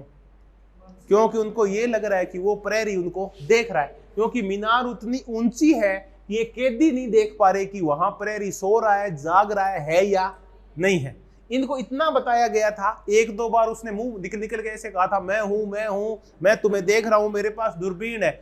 उसके बाद उनके मन में बैठ गया कि यहाँ परमानेंट एक प्रहरी रहता है जो हमें ऊपर से देखता रहता है, ऊपर से देखेगा तो हम सब दिखाई दे रहे हैं। हर एक आदमी को ये लगता है पक्का ही वो किसको देख रहा है, मेरे को देख रहा है। अब वो कभी भी अनुशासन भंग नहीं करते। अब चलते हैं आधुनिक समाज क्या करता है। आधुनिक समाज ऐसे ही प्रहरी तैयार करता है। किस रूप में? पहले वो स्कूल तैयार करता है जहां बच्चों को क्या सिखाया जाता है, अनुशासन सिखाया जाता है। फिर वो विश्वविद्यालय में पहुंचता है, वहां फिर अनुशासन में रहता है। फिर वो जब चलते फिरते, ये पुलिस वाले हैं, ये उसके डंडा मार देते हैं, कभी रोक के पर्ची काट देते हैं उसकी, फिर अनुशासन तैयार होता है। फिर ये पागल खाने, ये कारागृह और ये हॉस्पिटल, ये सबका एक अनुशासन के केंद्र है। तो एक दिन आदमी अपनी मौलिक स्वतंत्रता भूलकर क्या हो जाता है, अनुशासित। फिर उसको न तो स्कूल वाले कुछ कहते हैं, न विश्वविद्यालय वाले कुछ कहते हैं, न जेल खाना कुछ कहता है, न पागल खाना कुछ कहता है। फिर भी आदमी कहाँ रहता है, अनुशासन में रहता है, अनुशासन भंग नहीं करता। तो ये कहता है आधुनिक समाज है ना, वो आपके दिमाग पे ऐसा कब्जा करता है कि आप उससे मुक्त हो ही नहीं सकते। और जब ये सब किया जाता है ना, तब आपको पुलिस पीटती नहीं है, आपके ऊपर राज्य आपको मारता नहीं है, राज्य कभी भी आपको कुछ नहीं छीनता। ऐसी ही राज्य की शक्ति को, अनुशासनात्मक शक्ति को क्या कहा जाता है, गवर्नमेंटलिटी कहा जाता है। देखिए आपकी सारी स्वतंत्रताएं छीन ली इन्होंने और आपको पता ही नहीं चला। स्कूल के माध्यम से आपके दिमाग में ऐसा अनुशासन बिठाया, बार बार गीत गवा गवा के हमसे हमारे अंदर राष्ट्र की एक छवि बिठा दी कि हम उसे मुक्ति नहीं हो सकते। मंदिरों में जाके, मस्जिद और गुरुद्वारों में जाके हमें धर्म की एक निश्चित छवि बना दी कि हम उसे मुक्ति नहीं हो सकते। तो ये सब है ना, फिर हम अनुशासित हो जाते हैं। सरकार, जेल, विद्यालय, महाविद्यालय, पागल खाने, कारागृह। तो अपन है ना, जब भी कारागृह के आगे से निकलते हैं तो क्या होता है बताओ, अपने आप अनुशासित हो जाते हैं। ये देखिए, ये दो प्रकार का काम करते हैं कारागृह। कारागृह एक तो उन लोगों को जो कि वहां बंद है उनको यहां बंद रखते हैं। दूसरा, उसके आगे से जो लाखों लोग निकलते हैं वो उनको देखते ही क्या हो जाते हैं, अनुशासित हो जाते हैं। तो कारागृह, अब बताओ क्या आपको कारागृह भेजा गया क्या?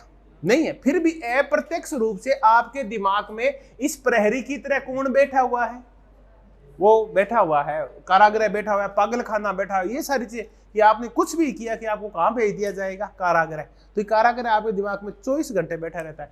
ऐसे ही अनुशासन को, जिसमें आपको शारीरिक दंड नहीं दिया जाता और फिर भी आप अनुशासित हो जाते हैं, क्या कहलाती है, गवर्नमेंटलिटी कहलाती है। आजकल स्कूल भी ऐसे ही तैयार होते हैं, बीच में प्रिंसिपल बैठा होता है, हर शिक्षक को ये लगता है प्रिंसिपल मुझे देख रहा है। तो आजकल यही चल रहा है पूरे समाज में, और ये कैमरे भी इसी का प्रतीक है।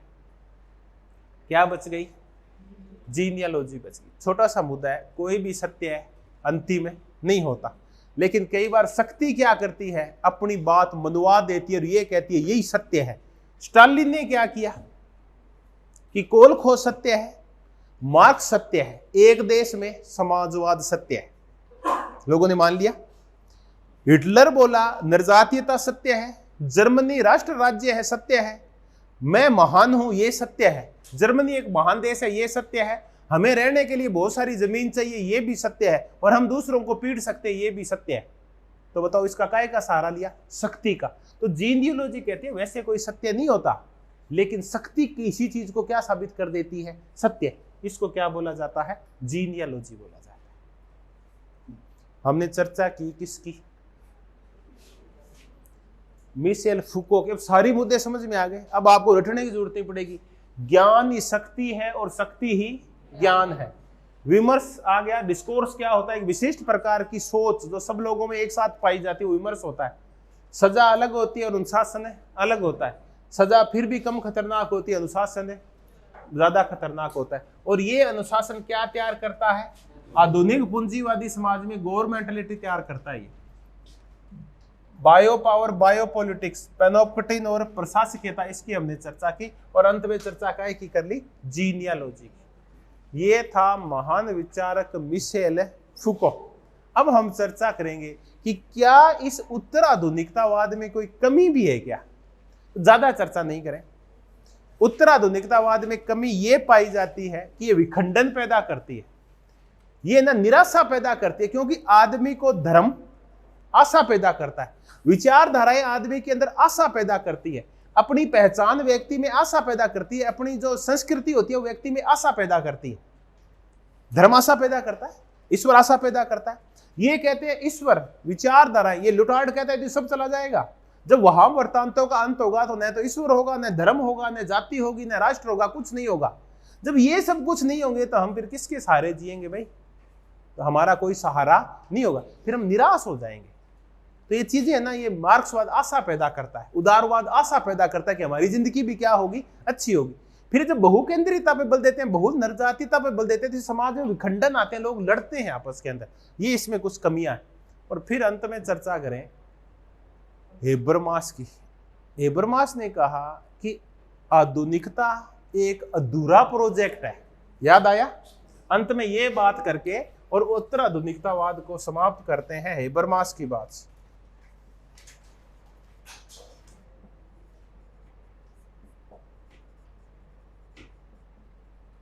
कि उत्तर आधुनिक माफी चाहूंगा, आधुनिकता एक अधूरा प्रोजेक्ट है।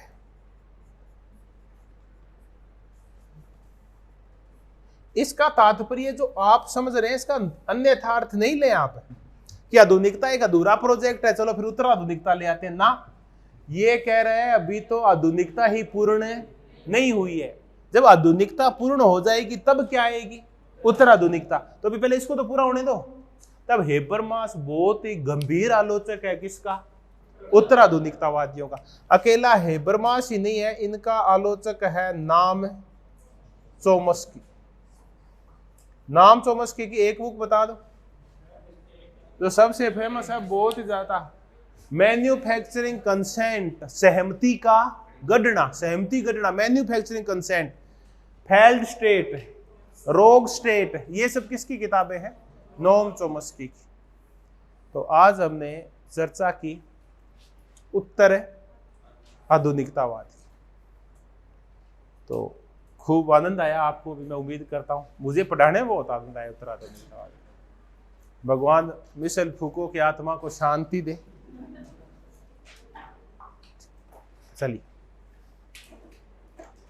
तो एक बार अंतिम चर्चा, छोटी छोटी चर्चाएं। बोद्रियार्ड की दो चीजें बता दो, सिमुलेशन, हाइपर रियलिटी। लियोटार्ड की एक ही बात, महावृत्तांतों का विरोध और उसकी पुस्तक पोस्ट मॉडर्न कंडीशन। अब चलते हैं डेरिडा के पास। डेरिडा ऑफ ग्रामेटोलॉजी और विखंडनवाद, जेमेसन विलंबित पूंजीवाद का सांस्कृतिक तर्क, और अंत में मिशेल फूको ज्ञान ही शक्ति है और शक्ति ही ज्ञान है, और प्रशासकीयता, जीनियोलॉजी और डिस्कोर्स, ये सब मुद्दों की चर्चा की।